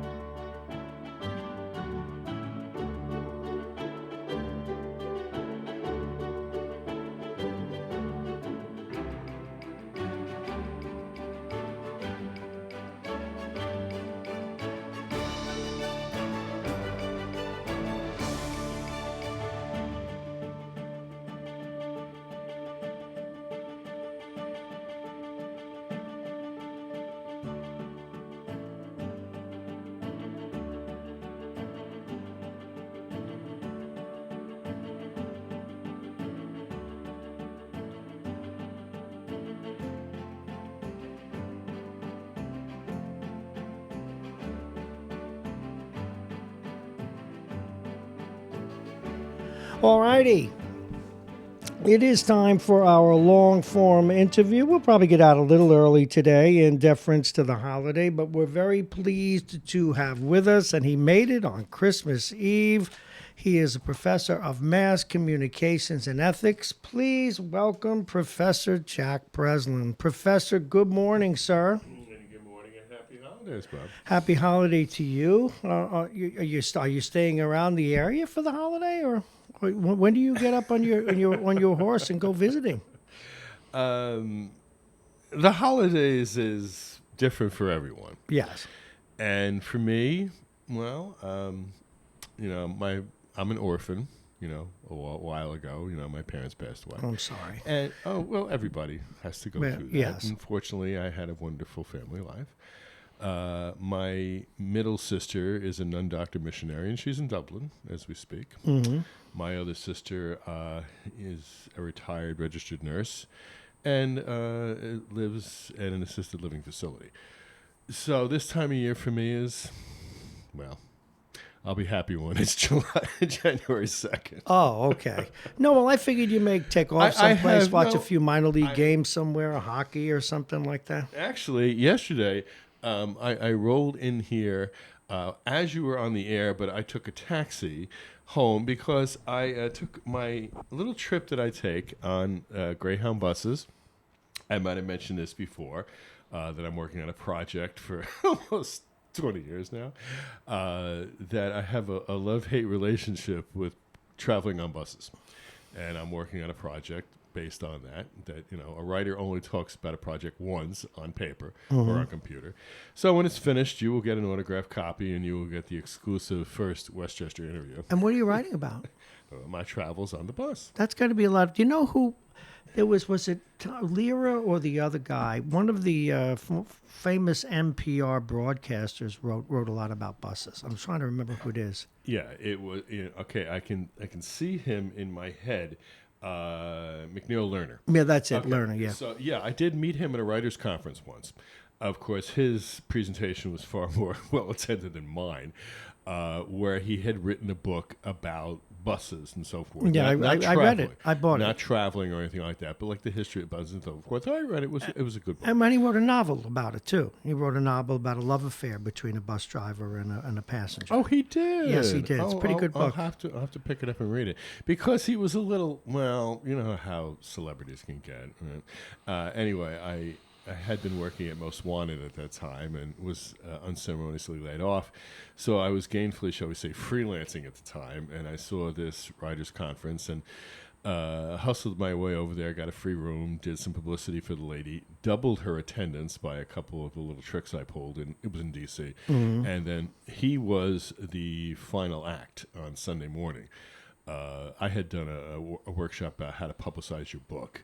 And, of course, she put me on after the guy who wrote Bridges in Madison County. He was there, and he did a talk about his whole book, and then he did a second one about his music and played some of his songs, and I was the follow-up act for that. So you can imagine how many people stayed up, for my thing. Anyway. But he, Lerner, he was a little arrogant when I went up to him afterwards and said, I have a similar idea, and then it just kind of blew me off. Plus, they had done a piece about America's Most Wanted when I was there that they hadn't even called us. They just did this little ditty and really was very inaccurate about what they said about us. And I politely said, and he just looked at me like, what rug did you crawl out from under? So I respect his work. And so rambling as I am at the second about the bus book, because all I need is somebody famous who writes travel books, like Bill Bryson, for example, to say, that might be fun. I'll write a Greyhound bus for a month, and that's the end of the idea. I mean, I could self-publish it, but this interests it's something I've been working on. Well, you know why it interests me? Because it's all these kind of things that people do, that hobbies they have and things that they like. There's got to be a great story behind this. And I'm going to ask you a few, if you don't mind. It's Christmas. We've been trying to stay away from the heavy politics, but we are going to ask you some journalism questions before we let you go. What's the longest bus ride you ever took? A month long. Well, actually, there were a couple of month-long ones. But when you say a month long, well, they used to have a pass. Yes. That you could buy the pass for the month, and just like URL passes are still in existence, but they're a little different now than they were back when I did it. Where you bought the pass and you just got on, and every place you went up and with your little coupon book, and they would stamp it and write out the ticket, and on you went. So one of my best buddies in England, Pete Templeton, he made the mistake of getting on a bus with me for a month. Mm-hmm. We had worked together at a camp up in Connecticut, and I had already intended to do this because I was out of the seminary and really didn't have any career plans, and to me life was just a big bowl of cherries and let's just go see the world. So Pete and I got on a Greyhound bus, and we went around the United States. I think the final total miles was about 12,000. Okay. How long did that take? About 30 days. But I went a little longer because Pete had to get back to college in England. Mm-hmm. And somebody mistakenly advanced his ticket or a coupon book that had a little box where they would put a little punch through the month and the day that it expired. Mm-hmm. By mistake, someone in a Greyhound bus station in Montana or something, when Pete needed a new coupon book, punched instead of September, October. Now, they never asked for IDs then. So when Pete was getting on the plane at JFK, he just handed me the book. So I'm like, I don't have a job. I still have about $300 in my pocket. Let's go for some more. So that was another additional 2 weeks. So that was the longest around the USA. And then during my PhD days, because there was no class for a month, and I was working part-time teaching swimming and lifeguarding at the local YMCA and a couple other places because, when you get a PhD, you got to support yourself. The stipend that they give you is not very much. That I bought a couple of these passes. So that would be back in like 97, 98 now, for the whole month. Did you stay in cities or did you get back on the bus? Well, back with Pete and I wouldn't want to sit next to us because the showers were rather infrequent. And it was funny on this trip, I was talking to a gentleman who you never know who you meet on the bus. That's kind of the theme of it. That Pete and I had a deal that one night, I would get the seat and he would sleep on the floor in the sleeping bag. And then the next night I would sleep on the floor in the sleeping bag. So there were a few nights where we did stay over, like a couple of friends that I had. And also in New Orleans, you got to spend a couple of days in New Orleans, or Albuquerque, New Mexico, or Santa Fe, New Mexico, a couple other places. He had a friend who was going to college in St. Olaf's College in Northfield, Minnesota. We spent a little time there, delousing, shall we say. So there were nights that, we did get a cheap hotel room. But now, since I make a little more, I do have a destination when I do it. So, for example, this trip was the Division III. Yes, I know this is a sickness, but I can't help it. The Division III college football final between the North Central College and Wisconsin. Oh, Whitewater. brother. Yeah, boy, you're not kidding. In Shenandoah, Texas. Wow. A football stadium that is bigger than most small colleges. A high school football stadium with a 2-level press box. No kidding. Right behind a fancy shopping mall. It could easily sit 10,000 because down in Texas, they like their high school football. Yeah, we know that. Friday Night Lights. Friday Night Lights. So I guess they talked the NCAA into hosting it there. It used to be in Salem, Virginia, where I'd driven down there once for that and froze. This one, it was a little bit of drizzle, but it wasn't really that bad, and it was a good game. Yeah. And all these people come from Wisconsin or from. Now, did I look up where North Central College is? No, I didn't. It's in Illinois. And so these people went all that way. I would say there was at least 500 fans from North Central. No kidding. ESPN, they put up the score. Even the Times, nothing, 0. That past Sunday, they had this whole big thing about the NFL. But not even an agatype, not even the score of that game, a college championship. no coverage. And I'm working on a little piece about that. Then, who knows, somebody might publish it. No.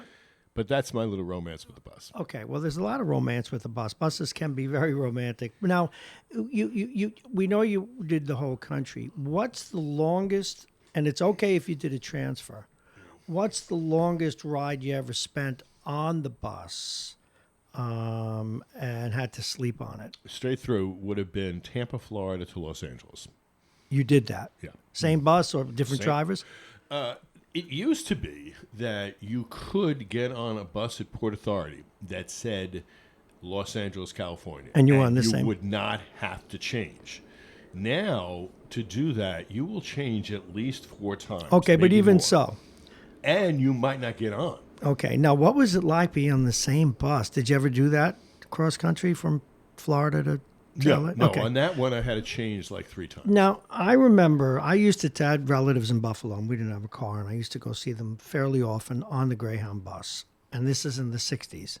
The buses were comfortable, but the seats got smaller and smaller. Now, do they take into account, if you're taking a bus to California, are the seats a little bigger, or are they still the same old seats? No. And how do you sleep in those buses then? Well, I have a talent where I can sleep any place. Well, me too, but generally speaking. And with my CPAC, it's even easier now. But the problem is on the bus, is there going to be an AC plug for the CPAC? And you have the mobile one that looks like a soda can? Not yet. Oh, I'm going to have to find out about that one. Because I thought my camping days were over. That, I can't plug in a CPAC in the middle of the woods. Mm-hmm. But they usually, on the buses, and I'm not just talking Greyhound, it's Bolt or Mega, the other ones that are Trailways, they advertise that they have AC plugs in every seat, but that's not true. Now, do any bus companies have like a better class, like a bigger seat? Can you like buy a first class seat on a bus anyway at all? Or everything's just all the same? Not that I know. Everything's the same. So what's the longest you ever spent on one ride? It would be that Tampa to LA one. How many days? That was 3.5, 4. I'd have to sit down and figure it out. So you just stop for I have it in my journal. Body breaks and food. Basically, yeah. Now, you have to prepare food-wise. You got to watch your diet because your, bowels are saying, what in God's name are you doing? Mm-hmm. And so if you watch your diet, don't eat all the fast food because they stop at the Arby's and the Burger King and the McDonald's and this stuff. You gotta get some fruit. Like on this one, the guy stopped at a Love's truck stop, and so I got my banana and my apple. A couple of places did have salads, so I got that instead of the fried fast food kind of stuff. Because after a few days, you just like. I remember that the movie about the guy who ate McDonald's stuff for a month or something. Oh, yeah. That. Now, are buses significantly cheaper than trains or planes, or not anymore? Yeah, depends. Greyhound used to have the regular flat fare where you just walked up and bought it no matter what day it is. Now, if you buy online, there's different prices that if you buy a month ahead, just like an airline, it's a little cheaper. And the walk-up is going to be more expensive than the person sitting next to you who bought the ticket a month ago. And so you'll hear about someone going from Houston to Atlanta or something for $150 or something like that. So altogether, the round trip from here to Houston and back was about $400 altogether. Wow, that's still a lot of money. Yeah, and that's the thing. When you buy the round trip, it's not cheaper than the one way. Now, when people live in a town like even New Rochelle, it's a pretty big city. All right, now we have, of course, the train, and you can take it to. We can't even take it to the Port Authority, but we don't have a bus depot here for all intent and purpose. I mean, we're next to a bus depot, but there are no buses here other than the local. Well, I don't want to correct. Well, I'm asking. No, that was a question. Adirondack Trailways. And where do they stop? They used to stop at a little store across the street from the Stop and Shop. I took that a couple of times where, for whatever reason, do they go? I didn't have a car. It went upstate, and it also went down to Islip, to Long Island. So when I first got here, my little car finally died, and I was out without a car for about 2 weeks. This was back in when I first got here in 2001. And so for a couple of weeks, I was taking the bus upstate, because I have a house upstate that I inherited. And I can get off on the corner on little Route 32 between Kingston and Bloomington, Kingston New Paltz, little downtown Bloomington, where I can get that bus to Port Authority. Just stick it up my hand, the guy stops, buy the ticket in New Paltz, and I'll be down in the city in 2 hours. So from here, I can do that. I can get the bus, if it's still running, I think it still is. Over there, the Trailways bus. And where would it go up? But it went straight up north towards the Northway. It doesn't go west. Though. Oh no! It went. I took that one to Kingston, but you could go to Albany on that bus. Well, so I slipped and then up to Albany. Do you know what I've never understood? Why they don't have a bus that goes to the Port Authority so that you can get everywhere? I think I don't know if anybody would take it. Why not? Well, it was strange. There was a bus, and I was lucid enough to think, yes, there is a bus to Brooklyn. When I was leaving Port Authority at 10:30 on last Thursday, that they called a bus for Brooklyn. And I'm thinking, Brooklyn, Montana? No, they actually, instead of taking the subway, people were getting on that bus. Well, that I kind of understand, but because it's very hard, as someone who grew up in the city and you always had ways to get around, when you live, I don't consider New Rochelle a suburb. It just isn't. It's a big, it's the greater New York area. A megapolis. Right. Thank you. But yet I'm surprised that you can't, like, if you want to go to some place like Buffalo or Syracuse or Utica, you got to drive. I mean, there's no trains, there's no bus. I mean, you can get a bus, but then you've got to go back down to the city to get a bus. It just seems awkward that we don't have more of that in these towns. You'd have to take Amtrak. Amtrak has a local that stops here and goes to Grand Central. Yeah, and then you got to walk, and then you got to walk Central, across Penn the bus, right? Yeah, and so No, Amtrak stops at Penn Central, but that's way too much money. Yeah, but you can get just a couple of bucks, you go to right. You can Grand get Central. a train from here to Boston. From over there, you can get a train. Amtrak, the local regional, will take you to Boston and D.C. It stops here in New Rochelle. But bus-wise, no, you'd have to go down to Port Authority and walk over on the shuttle, little shuttle train, which is down to 2 tracks right now. What a nightmare. And then walk through that little tunnel over to Port Authority. And then the world is waiting for you. Well, yeah, it is. Okay. Now, you could take trains, although they don't go as many places as buses anymore. You could fly. Why buses? I've done the train, too. A little piece I'm working on right now. Train's a little more comfortable. Yeah, I'm working on a little piece right now that is comparing Amtrak and Via Rail Canada. That over the summer, I had a convention to go to in Toronto. Okay, I know this doesn't make any sense. But I took the train from New York to Seattle, checked off my 49th state by going up to Alaska. Did you I wanted take to a take sleeper? The ferry. No. Wait a minute. You took the train from New York to Seattle. How many days? 3? 4? 2.5. That's not bad. So you had to sleep over twice. Through Chicago, yeah. You have to have a cast iron, and that's all. To me, the sleeper is a waste of money because the majority of the time you're going to be in the observation car and watching the beauty of the world go by with a book in your lap and a little refreshment. And then the dining car, you can get a hot meal. Right. And then you sit in your seat. Occasionally, you go back to your seat and sit and read or whatever. But most of the time, you're going to be now in the observation buses. car. You're reading, right? So yeah. So why waste the time? And me, why waste the time for the sleeper, which is like a first-class airfare, where you're only going to be sleeping how long? 6-7 hours at the most. Why waste the money? At least that's to me. Other people would say you're nuts, but then again, we know that. So then I went up to Vancouver and Juneau. And then back down to Vancouver. Train again? No, I had to take the plane because the ferry was on strike. That was another little thing I was going to do, take the ferry to Alaska. But they were on strike. And I accidentally found out when I'm sitting pre-minor league baseball game, the Hops in Everton, Washington, Junior Oregon. And I look up at the screen and they go, oh, Alaska ferry strike. And I go, huh? So I had to go use some of the Delta miles to get, up to Juneau, and then I had already bought a return ticket from Juneau to Vancouver to get the train from Vancouver to Toronto.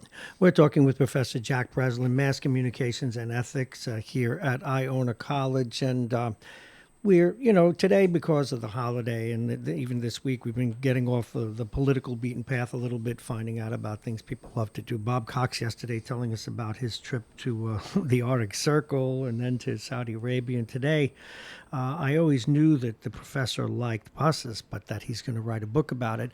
Give us one little anecdote, one story that you think is story-worthy on a bus. I'm sure there are a million. Yeah. So to me, the theme of the book is really the people that you meet. Of course. And then there's stuff about the drivers and my little tips about how to keep the seat next to you open so you can stretch out in the long stretches and, places I've gone, interesting people. This particular trip, again, you never know who you're going to meet on a bus. There'll be times where you go from here to Florida and you don't talk to the person next to you because they don't feel like talking. And there was this gentleman who sat down next to me in Houston on this trip and went all the way to Mobile. I was going from me. So we had a lot of time to chat. In a nutshell, he had grown up in a shipbuilding family and at one time owned a 60-acre shipbuilding yard in Alabama. I'm being careful because I don't want to give enough information that you could identify this person. And he was very successful, had a jet, 2 or 3 houses, 2 daughters and a wife. What the hell was he doing on a bus? No, I'm getting to it, okay? Don't worry, I'll get a free copy of the book. And all of a sudden, his daughter died of sepsis. And it was a horrible story that the wife was a nurse and really just said, she's got the flu kind of thing. And she was upstairs. And then all of a sudden, by the time they realized that it was more than the flu, she passed away at 25. Now, I checked this out on the web. I checked it out. All this is true. And I'm not giving his name. His life then just fell apart. And he, from what I guess, a little alcohol and drugs got involved too. And he lost the business. And meanwhile, he was trying to get things back together. He even had another business up in the Dakotas with a partner where they provided housing and meals for guys working in the mines. And I checked that out too. It was true. And so in life falling apart and the business failing, he had to take out loans and so forth. The wife wound up divorcing him. And then he got arrested for a few minor offenses, like he says, I'm not making this up, his dogs not having rabies shots. He got arrested for this, not paying him of alimony. And then finally, he had a federal indictment for fraud over these bank loans. And he split. He went on the run. Wow. He worked all kind of odd jobs. Now, was this after he settled, or was he on the lam? He was on the lam. Oh, okay. No. Right now, he is going to court the day after Christmas. Gotcha. But he was on the lam at the time. He has to show up in a particular state at his particular district to face these charges. Now, at first, my reaction to being allowed to go from Nevada to Alabama unsupervised on a bus without a U.S. Marshal or anything like that, I was like, I work for America's Most Wanted pal. I know this stuff. But as he started talking, I realized this was not a bull story. This was true. And he kept on physically and literally looking over his shoulder, wondering if somebody was following him to make sure he was doing what he did. But he would have to call in. He had a cell phone. He would have to call in and to the judge. Let him know where he was? Yeah, that, he went from Nevada. How long ago was this? Because now he could put the location services on his phone and they could track him. Yeah, I got back yesterday morning. Oh, okay. And so I said goodbye to him in, what day is this? Sunday. Sunday, early Sunday morning, he got off the bus in Mobile and had to go to court the day after tomorrow, the day after Christmas, for this fugitive warrant that somebody recognized him or something in this odd job, he said a little too much, and he got caught, and he got arrested, and he was in a maximum security prison on this fraud warrant, and that you can't really check out unless I go back to my old friends at the U.S. Marshals and find out it was true. But I believe what he was saying, that he had been in prison and then he was let out to go and face the judge in this particular, in Alabama. I already said Mobile. So to listen to him tell this story, and then later after he got off, and I was in the Atlanta bus station, and then I got the bus from Atlanta up to here, on my phone checking out various things, because he had showed me on the phone, on the map, where his shipyard was. Wow. And it had the name. So I looked up the name, and sure enough, there was the lawsuit over the loans to the two banks. There was the divorce. There was the obituary for his daughter. So he was not making this up. So these are the people you meet on the bus. These are the people you meet on the bus. Now, that's actually, because you've done so much travel, it's going to be an interesting edit to figure what stories you include and what you don't. Right. That's what the time where I work on it now is because of other projects that I have over at Iona, research and service, and the wonderful teaching that I do. Although I don't think my students might describe it as wonderful. You only get a certain amount of time. So now I find that I work on the book when I'm on the bus. I was going to say that. Do you do it on the bus? Now, how many books yeah. do you take, or do you take a Kindle? I don't do the Kindle stuff. No. Well, Kindle be easier on the have bus. a pleasure book that I take, and then some of the academic reading that I need to catch up on, the journals, I'll bring those along. And I've been reading Time magazine since high school, so I bring that along. Yeah. And then a couple of trade magazines like, Columbia Journalism Review. Yeah, but you see how I do my kind of work? I have a whole bunch of magazines that I read. Foreign Affairs, Time, Business Week, a million of them. And I try to bathe whenever I can as opposed to shower, so I can do my catch up on my reading and soak at the same time. Yeah, so I will go in spurts where I'll spend, a couple of hours. Right now I'm reading Alexander Solzhenitsyn, The First Circle. Oh, you're okay. Wow. So Solzhenitsyn, it's a novel, but it's a fascinating novel. And so I will read maybe 50, 60 pages of that, and then I'll switch off to one of the journals or to the magazine. It's getting harder to get a daily newspaper. Yeah, it is, depending on where you go. It's something I criticize. You're not going to find it. Upstate, you can't find a paper. You got to go to one of those Morabitos or Morabitos, and it's. Yeah, even in on the bus when you stop at the Greyhound station, there's no boxes for books. The only place where I saw a box for a newspaper, and it was empty, was New Orleans, and the Times-Picayune. And we actually drove past the Times-Picayune on the interstate. That's a good segue, because I wanted to, before I let you go, and let's go a little early today, and everybody's got a lot to do. It is 9:30. We're talking with the Professor Jack Breslin, Mass Communications and Ethics.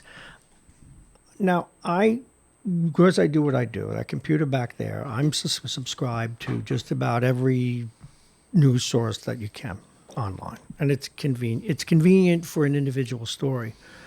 But I very bluntly, you cannot capture the news or the flavor for the day and the scan of reading a story the way you can in a paper. It's just not true. In fact, what happens is when you go online, you're much more a victim to the slant of that particular document, what story they put first, the order in which they do it, how much room they give. Whereas as thumb through the paper, you get a feel for the whole day and where they're going. I don't know what the answer is, because it's not as good online. And I still bring, each day, even though I have all the subscriptions, I bring one hard paper in here just to get a feel for the day at once. It's already chopped up. But. Yeah. No, I did find one paper in Salisbury, North Carolina. We stopped at this little convenience place because at the bus station in Charlotte, which was our quote meal stop, there was no place to get a meal except the vending machines, and the bus driver knew that, so he pulled over at this little fried chicken place, a mom and pop convenience store, and the Salisbury Times. So I picked up a copy of that, and it had a few stories in there on the national level and so forth. But I do read those local newspapers and then bring them to class. I'll just take the front page. And so when I do my class on newspapers, like what? Newspaper? What are those? The homework assignment, they have to read a daily newspaper. And I'll bring in this pile that I have of newspapers that are still in existence in the United States.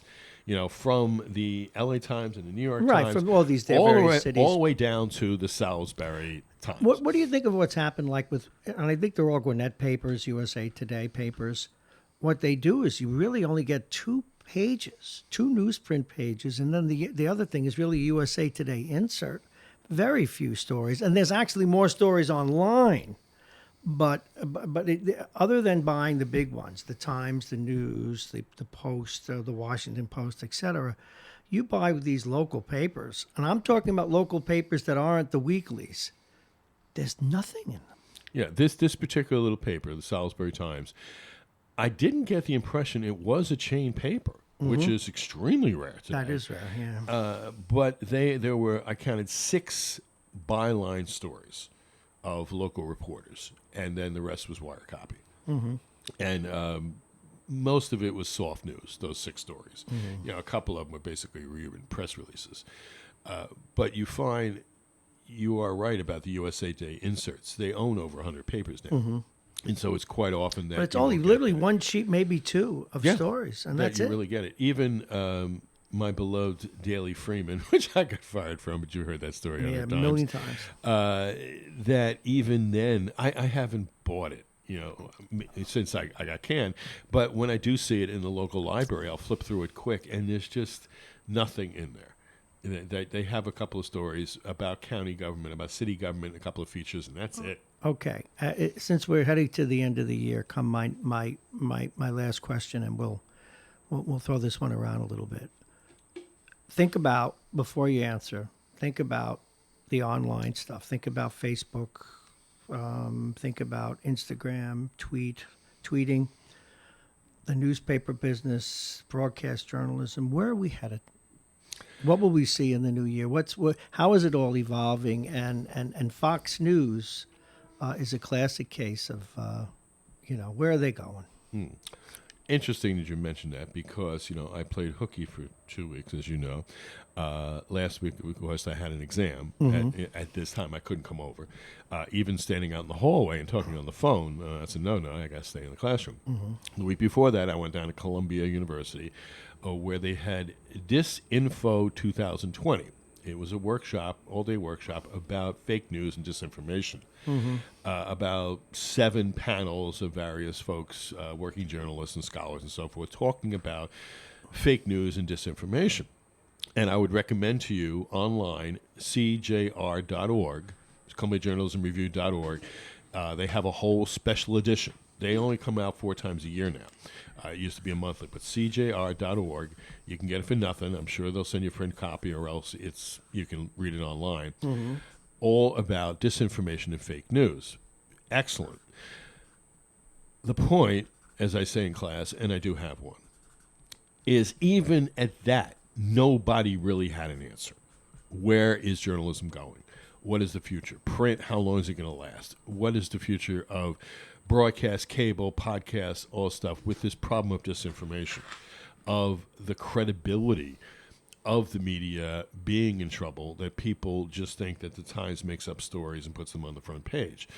I overheard that on the bus. You got to be serious. No, this gentleman in front of me was saying, well, they make that all up. And of course, I didn't feel like leaning over the seat and saying, hi, would you like to be in my book? But I just listened, because some of my conversations that I have in the book is overhearing what people are talking about. Well, who put that out in the first place, that the Times makes up stories? This gentleman just said this. He was talking to the lady next to him. But I wonder where he got that notion from. He That's was my a chatterbox. There are people who just talk the whole time, like the young lady behind me who talked on her phone almost the whole way from Atlanta to Greensboro, North Carolina. And a couple of times she had the speaker on, so I had to turn around and say, listen, I'm not very interested in your conversation, but you have the right to talk. But I'm warning you, that driver hears that speaker. He's going to kick you off this bus. Dude, will they kick you off the bus? Good. Yes. And even there was a driver who was very rude to a senior citizen that this gentleman was going to visit his son. I got in a little conversation with him. He was reading the book Killing Patton, so you can imagine where his brief. But he had a little mask on because he had a cold or a flu, so he was a little leery about talking to me. I don't want to give you what I have, but he was only going to be on the bus for another 45 minutes or so, and his son called him, and he wasn't able to turn off the speaker. I guess he was doing Snapchat or I'm showing my ignorance. What was the one you press and you have Insta Chat or something, or you have a live conversation with somebody? And he couldn't turn it off, and it was loud. And the bus driver Skype probably. Yeah, no. Well, yeah. And FaceTime, the bus driver came FaceTime, back. Yeah. The bus driver came back and said, "Who's ever on that phone? Stop it." We were just doing a rest stop. So he managed to say, "Son, I have to go," and just shut the phone off. And there were a lot worse offenders than him. The bus driver came back and he yelled over the PA, "I'll kick you off this bus," because he couldn't see who it was. And he comes back, and then when he saw it was this man who had to be in his 80s, fumbling with the phone. "Okay, I know you're sick, but you know the rules." And meanwhile, this lady had turned him in. "Okay, who did that?" I didn't say a word. I was not going to do that. I was not going to tattle to the teacher. But this woman said it's him. And that poor man. I mean, what was he going to do if he threw him off that bus beside an interstate highway, and he would have done it? That's in the book. Well, it's going to be in the book. So There's where we great headed with drivers. journalism? There's so forth. Journalism. A year ago, I was at a Christmas dinner table, and someone posed to me, "Is there still journalism?" Now, of course, being a professor, you learn how to carry on conversations, have a dialogue, a discourse, and you know when the bait is being held out in front of you. And so I didn't go for the bait. I just said, "Well, I certainly hope so. I need the job." But I think journalism is surviving. It is actually thriving. The medium and the technology are changing the format in a way that we never expected. But journalism is still a thriving, vital part of our democracy. Well, that's good to hear. And I quote you probably every day now, "More is better." Yeah. In the marketplace of ideas. Well, it's interesting because on the bus, as you think about stuff, thinking about the great Don Gilmore, and probably the greatest class I ever had in all the wonderful education I've had was that seminar. His last class that he ever gave was a First Amendment seminar in the beginning of my graduate studies, my doctoral studies in Minnesota. Of course, after that, it was downhill, but we won't go into that. But what I learned from Don in that course, the cases, I already knew them, but the context and kind of the theme of the course, even at that time, in 97, was the First Amendment thriving or threatened.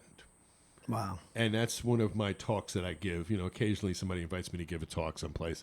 That's one of the ones that I offer is First Amendment thriving or threatened. Mm-hmm. And I let the audience answer that. Do you think it's thriving or is it threatened? That's a good way to go. Now, what about these stations? And I mentioned Fox. MSNBC is a little different, but they do, they're on the left. But Fox is the most noteworthy bender of the news, or at least like only one side of it, and sometimes allowing conspiracy theories like the Hannitys and such to get out there. Should we do anything about them or just accept them for what they are? I mean, finally, people are calling it what it is. That I showed you, CJR.org is going to have an answer for you in there. They have a couple of charts where they, about Fox News and disinformation of them just going along with stuff that just is a whole perspective that is just wrong, and how they will go along with these stories in their particular perspective. But a scholarly article that I read about the phrase marketplace of ideas and how that plays into First Amendment jurisprudence, it was a very interesting article about originally that theory was just let everybody talk. And now it's more the need for discourse of what I've said, that you need to let everybody talk, even at the expense of fake news. Well, that does make sense. Although, what I've noticed, even doing talk radio, and I tend to be tolerant of it because of the nature of this is a little more free form. But rather than discuss the ideas, people attack, or they'll ask questions and debate you. Mm-hmm. Yeah. And that's not discourse. I mean, it can be so if you continue it, but if it leads to discourse. But Right. sometimes it's not meant to be discourse. Yeah, there are times in class that I will have someone who is a very strong supporter of the president, that I welcome participation in class. I want it. But when somebody makes a statement that just is absolutely false, what do I do? Well, I don't know. I run into that. That's the problem. I usually just say, well, thanks for your opinion. I appreciate that, and move on, because it has absolutely nothing to do with what we're talking about. That this person I had a few years ago, he was a freshman, and the rest of the class were freshmen, and I was not going to discourage discourse and dialogue in my class. Mm-hmm. But when someone makes a statement like he did that was just absolutely absurd and false, it's not a political science class. Let Jeannie Zainal, talk to him about it in her class. But that statement, I just let it go. I did not comment on it. I said, thanks for your opinion. That's really great. Thank you for offering. And then got back to what we were talking about. Yeah, I used to do that on my. I engage those kinds of things a little more now, but sometimes it can. One of the problems with trying to parry when someone doesn't use the facts is how do you parry? Yeah, that's what on the bus, where that was just one of the statements that this gentleman was saying to this woman, who she was a nice lady and he was entertaining, and heck, we got nothing else to do, for the next 3 hours before we get to where she's going. She just went, oh yeah, and she was listening and she was laughing and so forth. And so I don't think she was really in the mood to debate him. Any new curriculum coming up in the new semester, starting in the second half of the year? In my little world? Yeah. I am teaching my sports journalism class once again for the first time. I hadn't had it for about 4 or 5 years. How does that differ from straight journalism? The principles are the cover same. sports. Well, we have a variety of courses like that. We'll have a business course. We'll have a public affairs course. We'll have a feature writing classes, more soft news type thing. And so there was a while where I was teaching every year, but because of interest and so forth, and me teaching it, we finally have 9 people in the class. And I assume already that they've had the fundamental courses, the intro to journalism, some news writing, copy editing. Well, I have this problem with my hand that, I just keep correcting everything. Although now I kind of do track changes that, I'll just edit it online, but then you can't correct certain things. We will cover first kind of what is sport. How does it fit in? What's the role of the sports journalist? How is it different from other kind of news? How does it differ? It's entertainment. Despite the fact that people are so obsessed with their team and with the game and all that kind of stuff, it is entertainment. That's what it is. And so you have to realize that the person who's reading your story, we talk about how to write for print, how to write for the web. It's not broadcast class. And although I'll bring in a guest speaker just to talk about that briefly, because there's another class in our broadcast scale video curriculum that does have a sports element to it. It's not how to call a game or something. It's more covering, the game and reporting on it afterwards. So then we get into the basic story formats of, the game story, the blog, the podcast. Really don't get into it because they cover that in the other area, in the other program, in the broadcast focus. And then I assume that you've had the basic news writing. But there's sometimes that people come in from other disciplines, from the business school, for example. I'm not going to turn them down. But I will say to them, all right, this is what I want you to read and practice before you come into the class. And most of the ones who do come from the other disciplines do come prepared then. So we have football is the only sport where we can't cover live. So that's why I trekked down to Slippery Rock, Pennsylvania, and went to the semifinal of Division II. I was going that way anyway because I'm arranging a reunion at the old high school seminary, and I got that game, press conference and everything. We'll watch that, and then we'll do 3 or 4 basketball games. We'll do some at Iona, the men's and the women. If you had to pick one thing, okay, it's entertainment. One thing when someone's covering a sporting event as opposed to straight news, that's profoundly different. What would it be? You cannot assume that the person reading your story doesn't know who won or who lost. It has changed so much that people know who won, who lost, or they even have watched the game. You have to give them something different. You have to take them to the game. Is that why they bury the lead so much in sports stories? Yeah, that's why you'll find that most of the print game stories that you'll find, with the exception of the 3 or 4 paragraph AP story that you'll find. Yeah, on that you ESPN have or to put something. that you have to do. It's stats because it's and cut who from won. the bottom, That's right? it.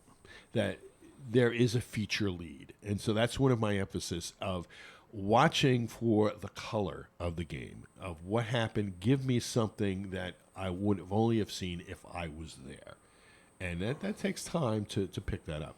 And we also go to the minor leagues, and we go to the Mets, and we go to water polo, and a couple other sports. One that more they might question cover. about sports is, because we have 3 minutes, one more question. I've heard of Division, maybe because I'm involved in hockey so much. There's Division 1 and Division 3. I never hear Division 2. In hockey, no. There is not a Division 2 in hockey. It's 1 and 3. Where is there Division 2 and everything else, or no? There's Division 2 in all the other sports, but for some reason in hockey, when I go on the road and I'm looking for a game, like I was in Erie last week, the Erie Otters. Well, they were on the road. They were up in Canada, and so the only game I could find was the Mercyhurst ladies in Division 3 were playing. But a friend of mine called and I said, "Oh, okay, let's have dinner," and I didn't go. But when you go online and you scroll down, it says D1 and D3. There's no D2. Because Division, just being a hockey guy, I can share this with you because my grandson plays in a league where guys are developing for college. In fact, he just got his first scholarship at a Division 3 school. Division 1, they don't even want you right away. Division 1, they want you to go play junior hockey, which is like really elite semi-pro, because Division 1 has become so competitive that they want you to have a man's body before you play. That's interesting stuff. Yeah, we dropped at Iona. We dropped hockey several years ago. It was a club though, wasn't it? It was varsity, and we were competitive. But the problem was we had to rent the rink. Yeah, that's we had expensive. to play there, and the same thing with tennis. That we didn't have courts, so those sports were dropped, and then football. A couple of years later. But I found that the students who were coming in, and a lot of them were hockey. They played hockey. A lot of them were from Canada. Exceptional students, and that's so sorry to see them go. And they were older. And it was that very factor. Yeah, that is the factor. Yeah, as I got talking to them, I go, "You did what?" Yeah. Well, it's called junior hockey. It's so mislabeled. I'm 23, Professor. Yeah, it's so mislabeled. Junior hockey in Canada. I'm talking about with this. There's B, there's junior A, which is really high level, but then there's major junior. It's called major junior, and it is the equivalent without the age, because you can't be older than 20 and play there. It is huge. I mean, it is as big as any as Division I football or basketball, and they're really semi-pros. I mean, they are pros. They're just teenage pros. Like I went to a game out in Portland, Oregon, and there's 8,000 people, all the lights, bells, whistles. It's just like a major league game. I mean, it's that's down in Shenandoah, Texas, where I just was, in that high school stadium. I said to one of the police officers, "Well, you guys fill this place on Friday night?" He goes, "It's easier to get a ticket for the Super Bowl than it is a Friday night game here." Oh, yeah. And similarly, there's a league now. The U.S. didn't have any real junior leagues. Now it has 2. The United States Hockey League, which is just a cut under. It's like it fits between what would be called junior A and major junior in Canada. But a lot of guys, that's where they play for 2 years before they go to Division 1. Because they want them to have a man's body. But sports, but the only thing that bothers me about sports, and including my beloved hockey now, is now it's the players are better and they're in better shape, but they really turn their whole lives over to it in every which way and form. And and then you're 40. Well, if you get a major league career now with the money, you never have to work again. But if you don't, boy, it's an awful lot you're giving up. Yeah, that's what over the years I have met some of our basketball players who played overseas. Scott Machado did play a little bit for the Golden State Warriors, and somebody else for the Lakers, I forget. But the majority of these guys, it's D League or Yeah. Europe.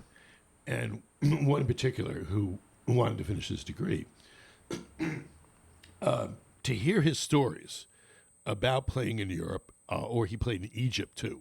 Yeah. And the stories he told me about the guys in the Philippines and stuff like that, you're absolutely right.